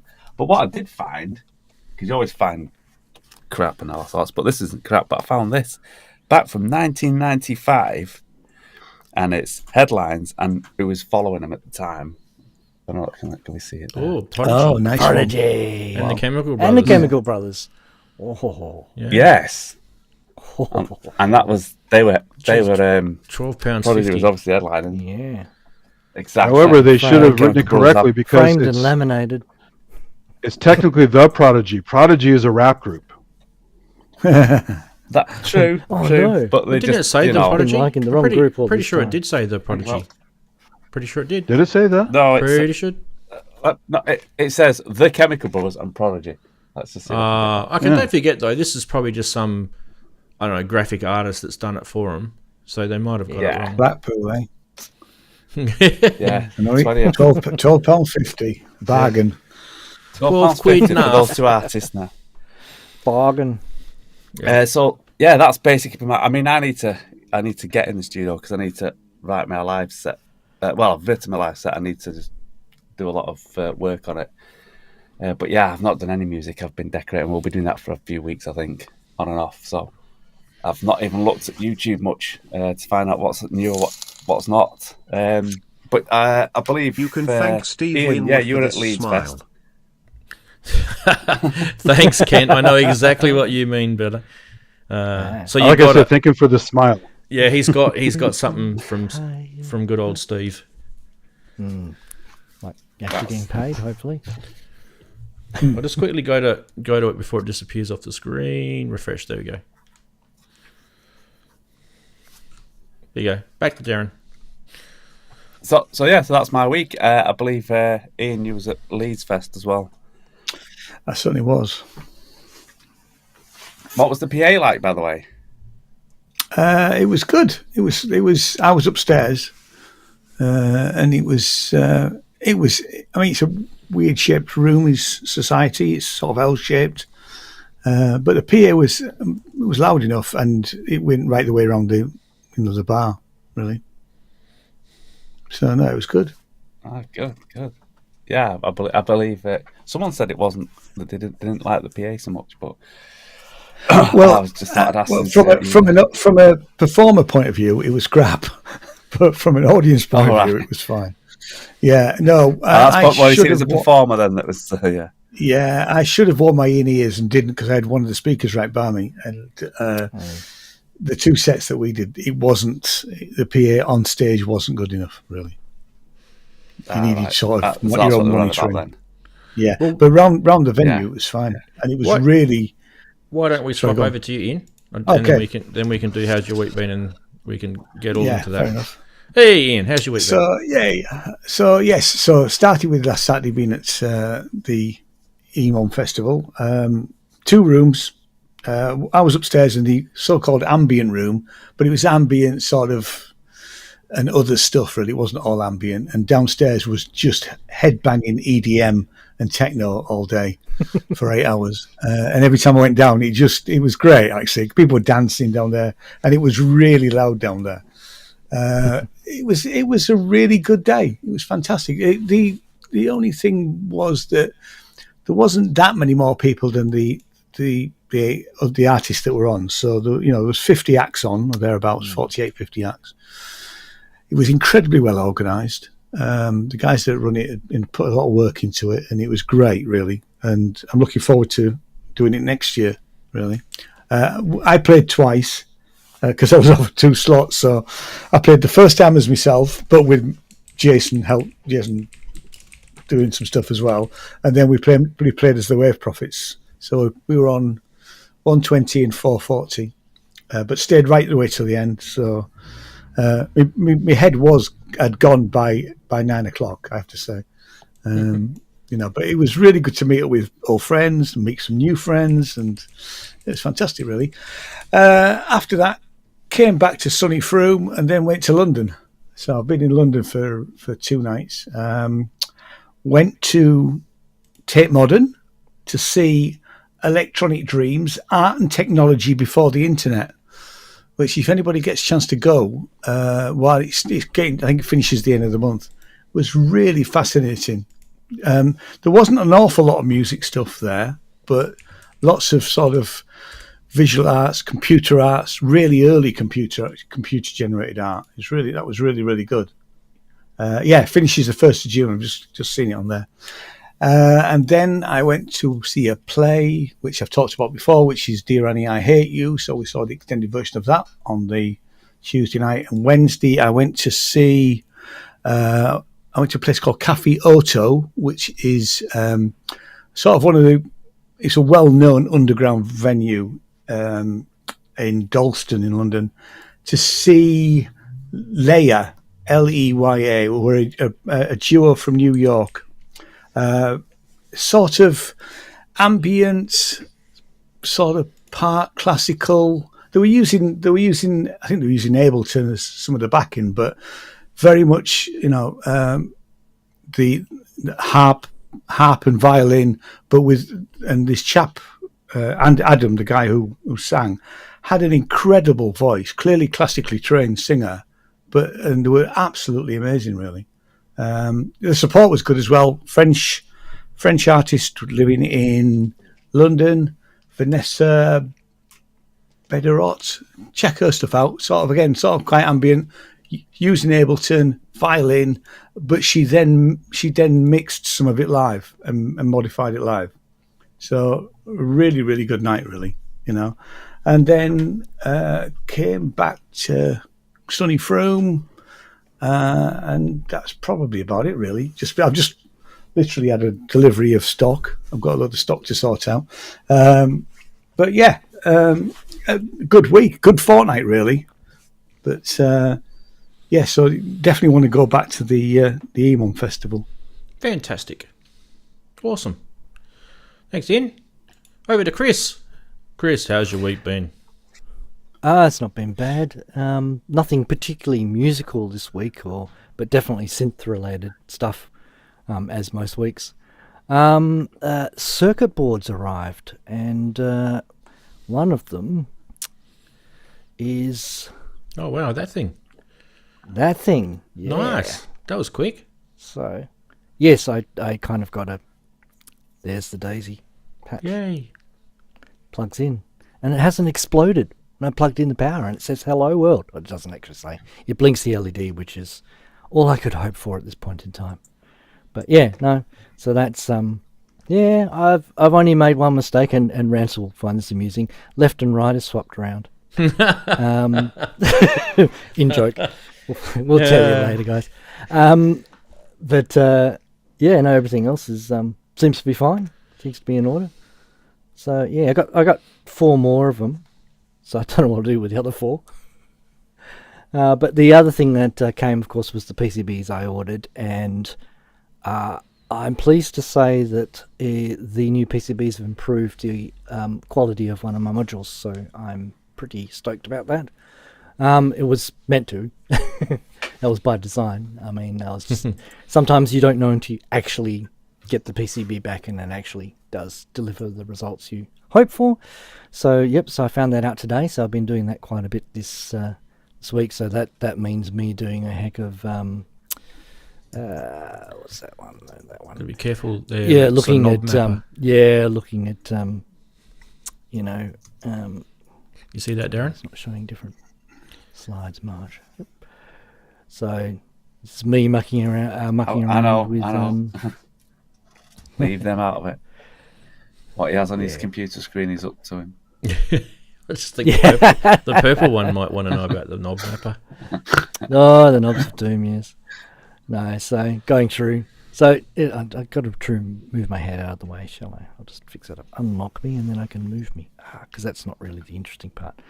The interesting part here is this part over here with the frequency bands. These are well, they're basically test signals, and the objective of the test signal is for it to be as quiet as possible, so to speak. So you can see that at different you get lots of different values, and some of them are larger and some of them are smaller. So yeah, I can go more into that later on when the module is released if people are interested. But it's just pretty boring technical stuff. But anyway, the main thing is that it's worked out great. And the other thing I've been working on this week is for the... I can move and unlock myself again, have I? I'm trying to move my camera. Thank you. Is this thing over here, which is... once I work out what window it's under, sitting there. No, it's not there. It will be here somewhere. There it is. I got a lot of windows open. Okay, so this is you may recognize this as sort of looking like a node editor. This is what I was talking about writing in, and this is Qt. This technology that's used for doing user interfaces cross-platform. So it works on a Mac and it works on PC and it works on Linux, theoretically. But you know, Ableton Live is written in this particular GUI system, and yeah, so this is me getting to terms with how it all works, and I can even type in things and do stuff. So yeah, that's starting to come along nicely. Ooh, exciting. Yes, hopefully. It'll be a lot easier to explain the system I'm creating here once we have the visual editor user interface. So henceforth why I'm doing that at the moment, but it's also because hey, heck it, it's just fun. So yeah, so that's what I've been doing for my week. Fantastic. All right, and freezing my nuts off. Yes, it's been cold here. Because it's cold. Really? How cold is cold? Well, it's okay. So 6 degrees overnight. Yeah. Andy, you're next, but let's Celsius. explain one thing. We've had beautiful weather. If you just go back to the previous show, you'll know. Beautiful, beautiful, beautiful. Sunshine, no wind, nothing. Completely beautiful. You know, rivers look like glass. It's just fantastic, right? And then, bang, cold. There was no sort of gradual ease into it. It just went cold straight away. So you feel it like, so we whinge about it, but if we told you the temperatures, you'd be like, oh, what are you guys complaining about? You got to remember, we have temperatures around 40, 35 degrees for quite a lot of the year, and then you drop down to, 6 degrees. That's like California too. Yeah, it does affect you.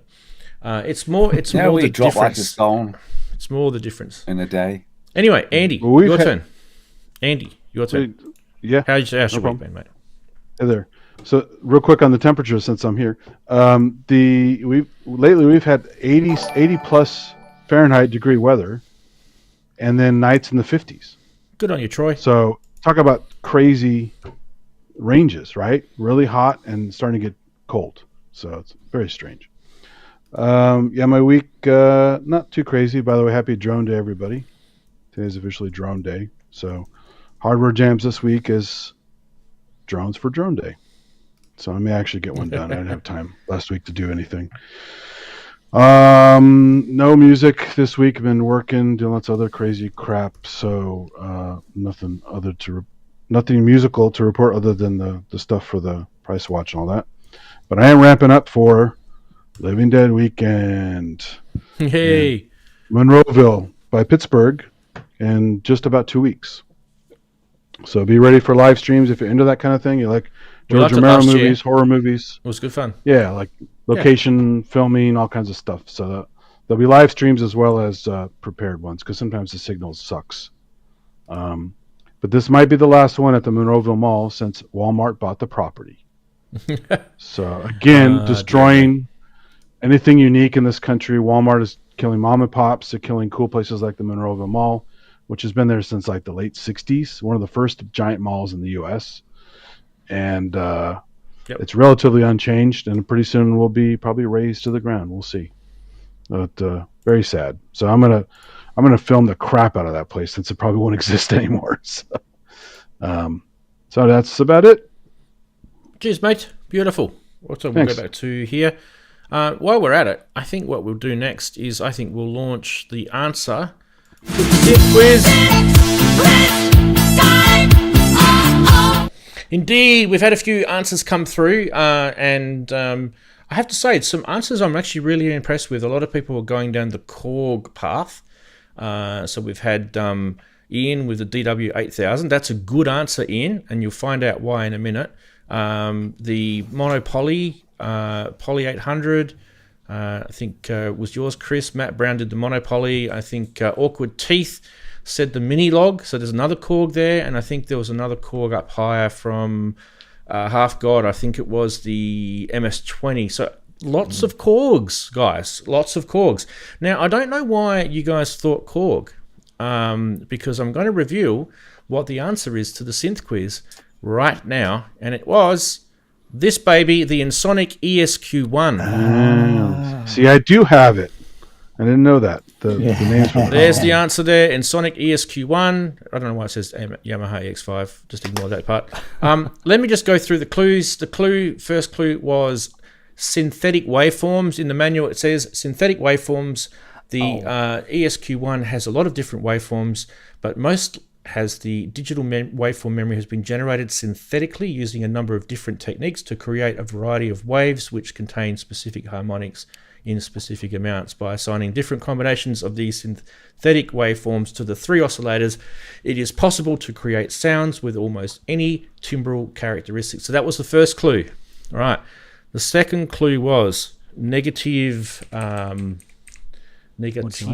modulation. I have to type it in because I want to get it in the manual. Negative modulation is in the manual under a whole bunch of different areas. If you go in there, there's a thing called negative modulation, which talks about things like where waves go into positive and negative. It will reverse an effect. So it's a term that's used. Interestingly, I've actually not heard of that particular term myself, so that's why I put it in there. And obviously the big one, which I thought surely this is going to give it away. You guys can hear the rain. Sorry about that. Is overflow. Wow. Overflow. Now this synth has actually. I'll just bring up the synth again so you guys can see it instead of me. This synth has quite a good MIDI implementation in it, as you guys may know. It's MIDI got a overflow sequencer. error. It's got the MIDI overflow mode in it. Oh God! Yeah, MIDI overflow mode, and you can turn it off and turn it on. And there are a few synths that have got this, right? But it's not many actually talk about it in their manual, and not many have implemented it. But there you go, ESQ1 and Sonic, you guys have failed the quiz. Also known as the poor man's PPG wave. Pretty Poor man's PPG, yeah. Look, shattered. Sorry, but the PPG didn't have a cool interface like that. This interface is so easy to use, where you just hit a button, But it's bang, you're there. digital oscillators, analog filters, Yeah, and sampled waveforms, which I thought was pretty cool for its day. The Curtis filters, I love it. Great synth. It's super easy to program. Mine's sitting behind the camera right there, if you're wondering. Quite deep. Yeah. No, I'm not doing all my Especially in synths, by terms the of way. modulation. So if someone's saying, "Oh, Ranz is going through his studio and he's doing every single one of his synths," no, I'm not. I'm just picking things that I've come across over the years that I find interesting. By the way, if you already did the one to your left, that big modular. Remember that? Yeah. Oh, that was the name that synth. It's a different segment, right? Oh, sorry. Yeah, that's right. So, if you were thinking of getting an ESQ1, I do urge you not to get the ESQ1, but instead get the SQ80, as the guys are talking in chat. And the reason for it is it's pretty much the same synth, except it's got polyphonic aftertouch. And extra waveforms, too. Extra waveforms, a little bit more memory, just a little bit better. It's a better version. Yeah. Someone will tell me, no, the ESQ1 was the original, it was the best. It had a certain sound about it. Well, there are two revs of the ESQ1 also. There's a plastic case and a metal case. So anyway. Well, there are also mods as well. I have a cartridge for it. Some guy made a super cartridge for it. It does 64 presets? Yeah, that's a good one. Like that. Wow. Okay. Right, well, because we've had second suck of the Savs and all sorts of things, I think we can have Saturday Sonority. Yay. Yep. Don't ask us anything. Just ask us stuff that we can answer. By the way, if you guys want to come on to Saturday Sonority, join us on Zoom. There's literally nobody in Zoom right now. We've got plenty of room. I can fit 100 people into Zoom if you want. Haven't got quite anywhere. I think the most we've had was 10. The most we've had on the show was 10. Not with these guys. There's 10 plus us. So there was 15 in total. Yeah. And that By the way, did your rain just stop that suddenly? Your rain is done that quickly? Still raining. It's just. Okay. Oh, so rain here. We get a decent rainfall. You can get it up, Chris, on yours, and you can show them. But what happens when it rains here? It literally just buckets down. So if you get caught, you get flash floods and stuff, right? You will get absolutely saturated. It's not. It's other places in Australia just sort of sprinkles all day long, and you get the gradual rainfall. Whereas here it just buckets down and then it stops. It's because we live right on the coast, and everything comes off the Indian Ocean straight into us. So you think everything's coming from, I don't know, whether it's Madagascar or Africa, or if it's coming down from India or maybe Southeast Asia, I'm not sure. But if it comes down, it hits us. We're the first country. These poor quokkas are going to drown. Nah, they just go in their little holes. They're good. Get the radio up, Chris. I'll show them. I'm trying to. Let us know when you got it. It's radar. I remember there was that famous flash flood there that trapped the divers in that cave. Remember that? Flat roof up there, Daren. Yeah. It's like there's my ceiling, and then there's a bit of insulation, and then there's the roof. This is a weird part of the house. Most of my house it's 2-story, and I've got a pitched roof. But this part of the house, it's got a flat roof. Just architectural crap. I don't know why. It just looks good. But every time it has wind, I can hear everything just so loud in here. It's like I get worried. Don't hurt my synths. Don't get angry. Should make a sample pack of that. So.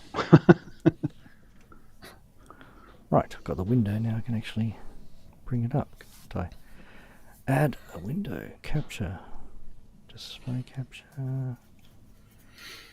Window capture. Yeah, we've had a bit of rain after virtually a drought. There always, I think our reservoirs are down to 50%, 60% on a lot of places. Yeah, we've had a good bit of rain overnight here, and apparently it absolutely bucketed down while we were in London. There you go. That's the radar. Hey.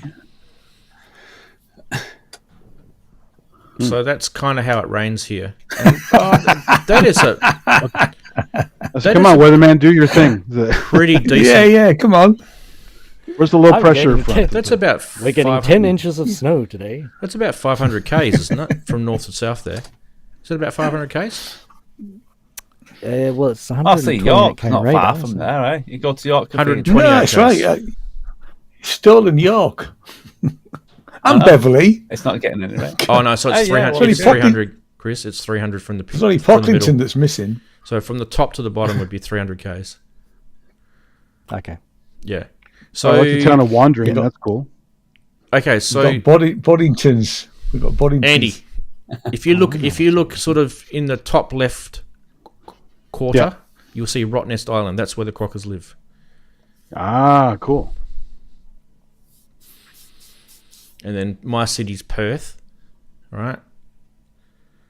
And that's where the rain's hitting right now. Boom, right across us. And those green and yellow bits, that's kind of really heavy. How far is it to the island?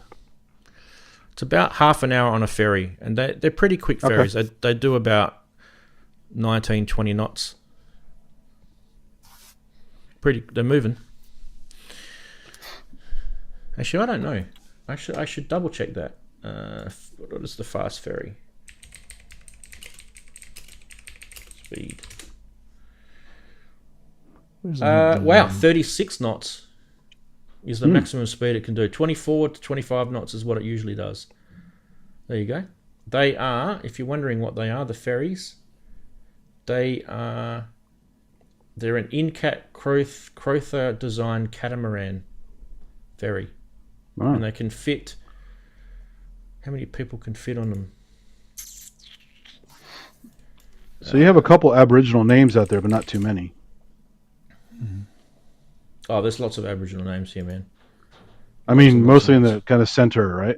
Or is it all over the place? No, it's everywhere. Everywhere. Everywhere. A lot of places are getting Baradungi. renamed too. A lot of places are losing their English named things and going back to the indigenous names. Like Ayers Rock. Yeah. Our Australian Rules football competition at the moment is having an indigenous round of competition, so everyone's changed all of their team names to indigenous names. 400 people fit on the ferry too, and they have a ferry about every half an hour that goes in and out.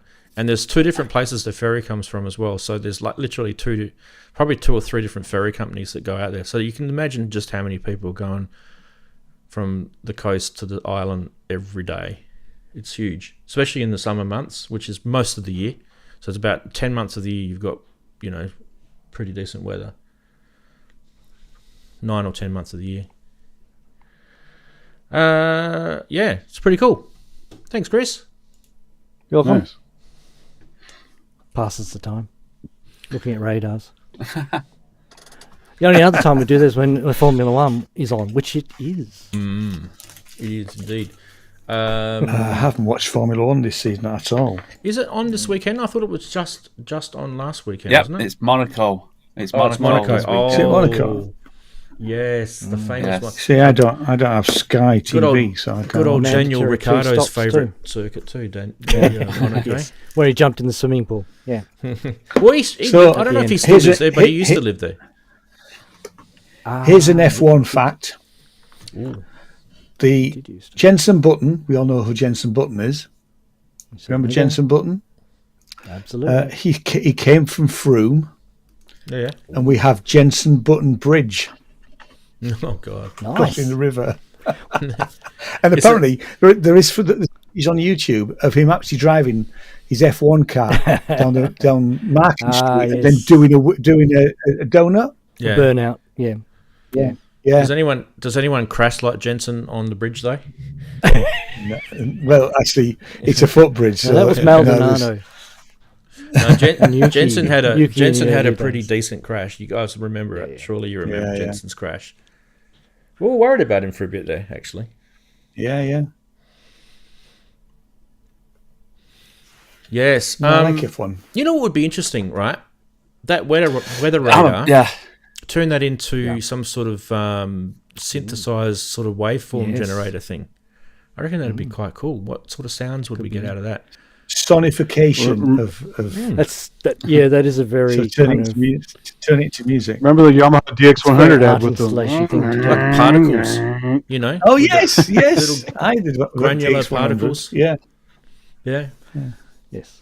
Jensen was good in the rain, weather, Steve Albo. but not how you usually do. Yeah, he won the longest F1 race, didn't he? Canada. Did he? Yes. It was stopped that many times. It was. That's right. Yeah, it went for right. And 6 hours he or something. beat Vettel on the last lap. Wasn't it like 6 hours, Darren, or something? It was pretty nasty. I can't remember the length of the actual length, but I know it was the longest, and I know he won. Yeah. He won it on the last lap. He took Vettel because Vettel couldn't take the corner. Well, Vettel doesn't like conditions. He doesn't like losing Vettel.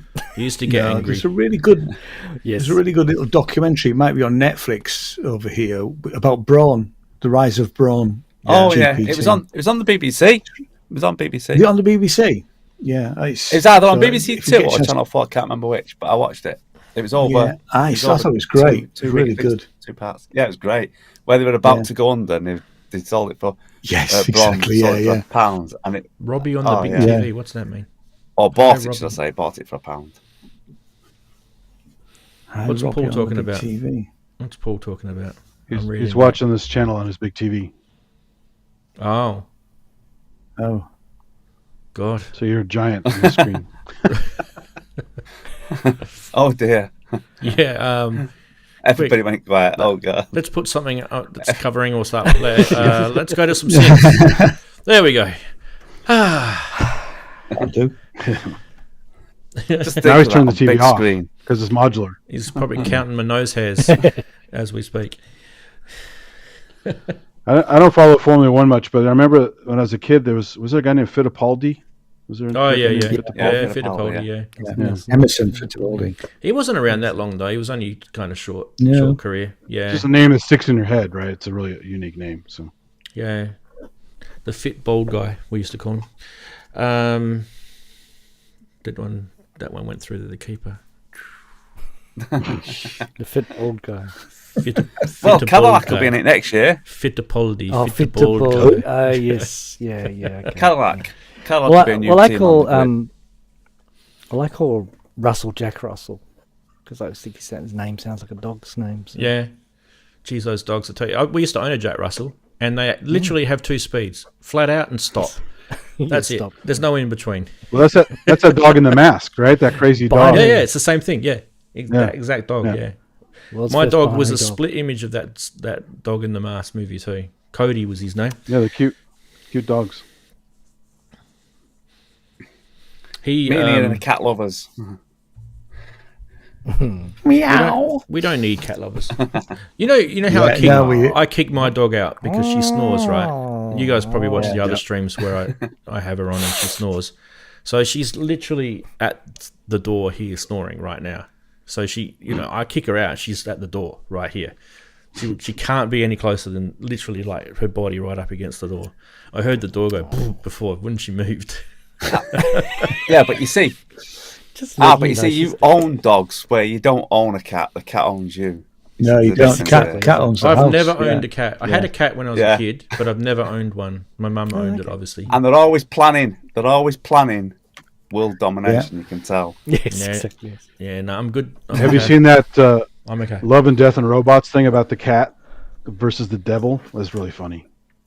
I've seen some of them, but I don't think I've seen that one. Show on Netflix is a really good show. If you like 3D graphics and it's animation, pretty good, actually. Love and Death and Robots is phenomenal. Some of the best animation you'll ever see. Brilliant. And there's a cat one where the cats get together and fight the devil. It's very funny. So. Cool.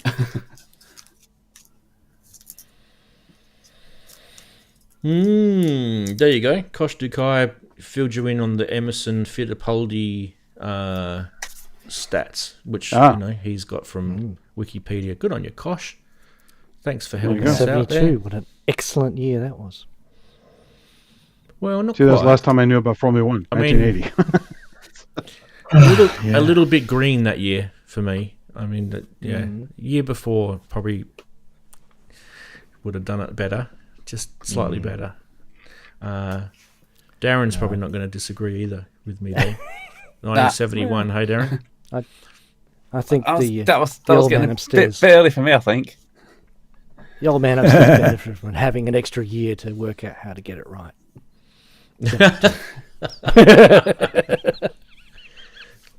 Foot on the windowsill, one in the wardrobe.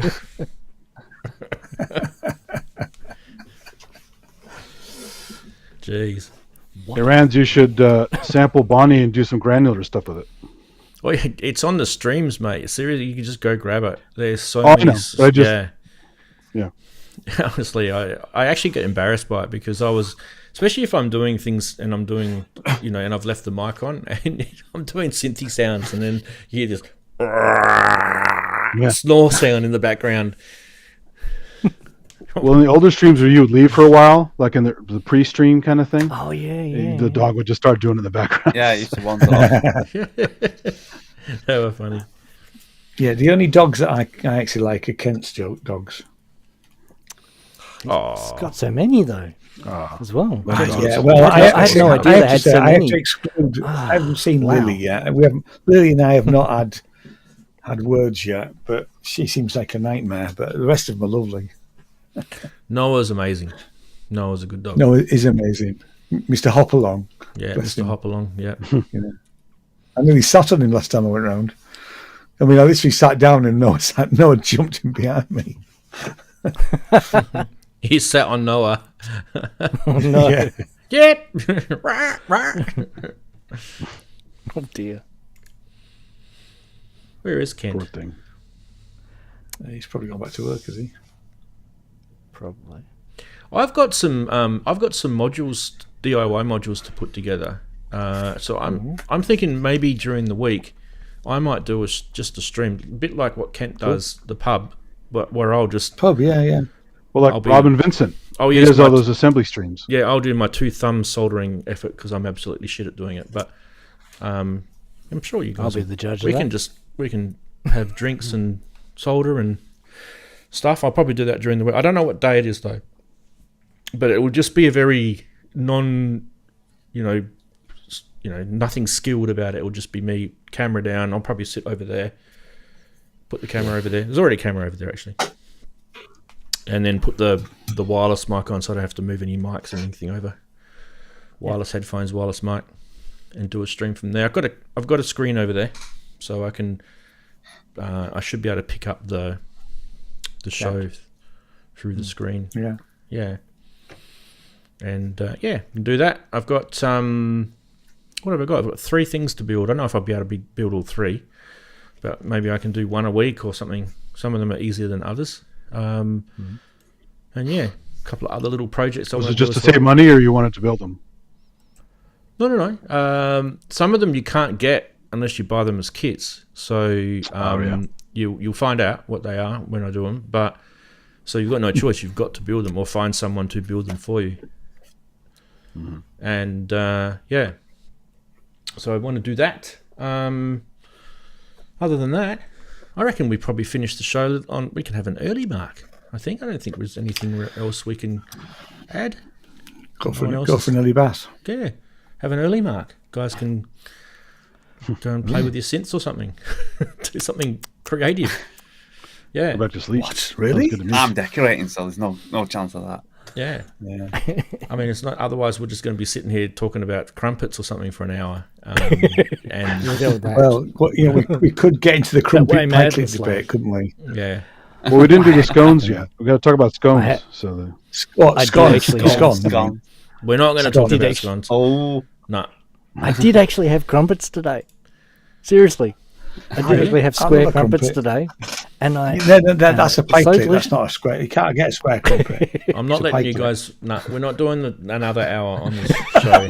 talking about crumpets. Seriously. Yeah. Anyway, I think we'll end it. Thanks everyone for being part of the show, and do once again remember to like the stream if you liked it. Don't forget to subscribe, of course. Yep. Be part of that. I've noticed that there's only 23 likes, and there's been a lot more than 23. Oh. Yep. It's a little bit sad. Shame, makes shame. me have a little tear down the side of my eye, thinking that they don't Can I love just us say, anymore. I'm putting out a new podcast on Monday, and it's a discussion podcast. Me and Jason are doing a new podcast about. Cool.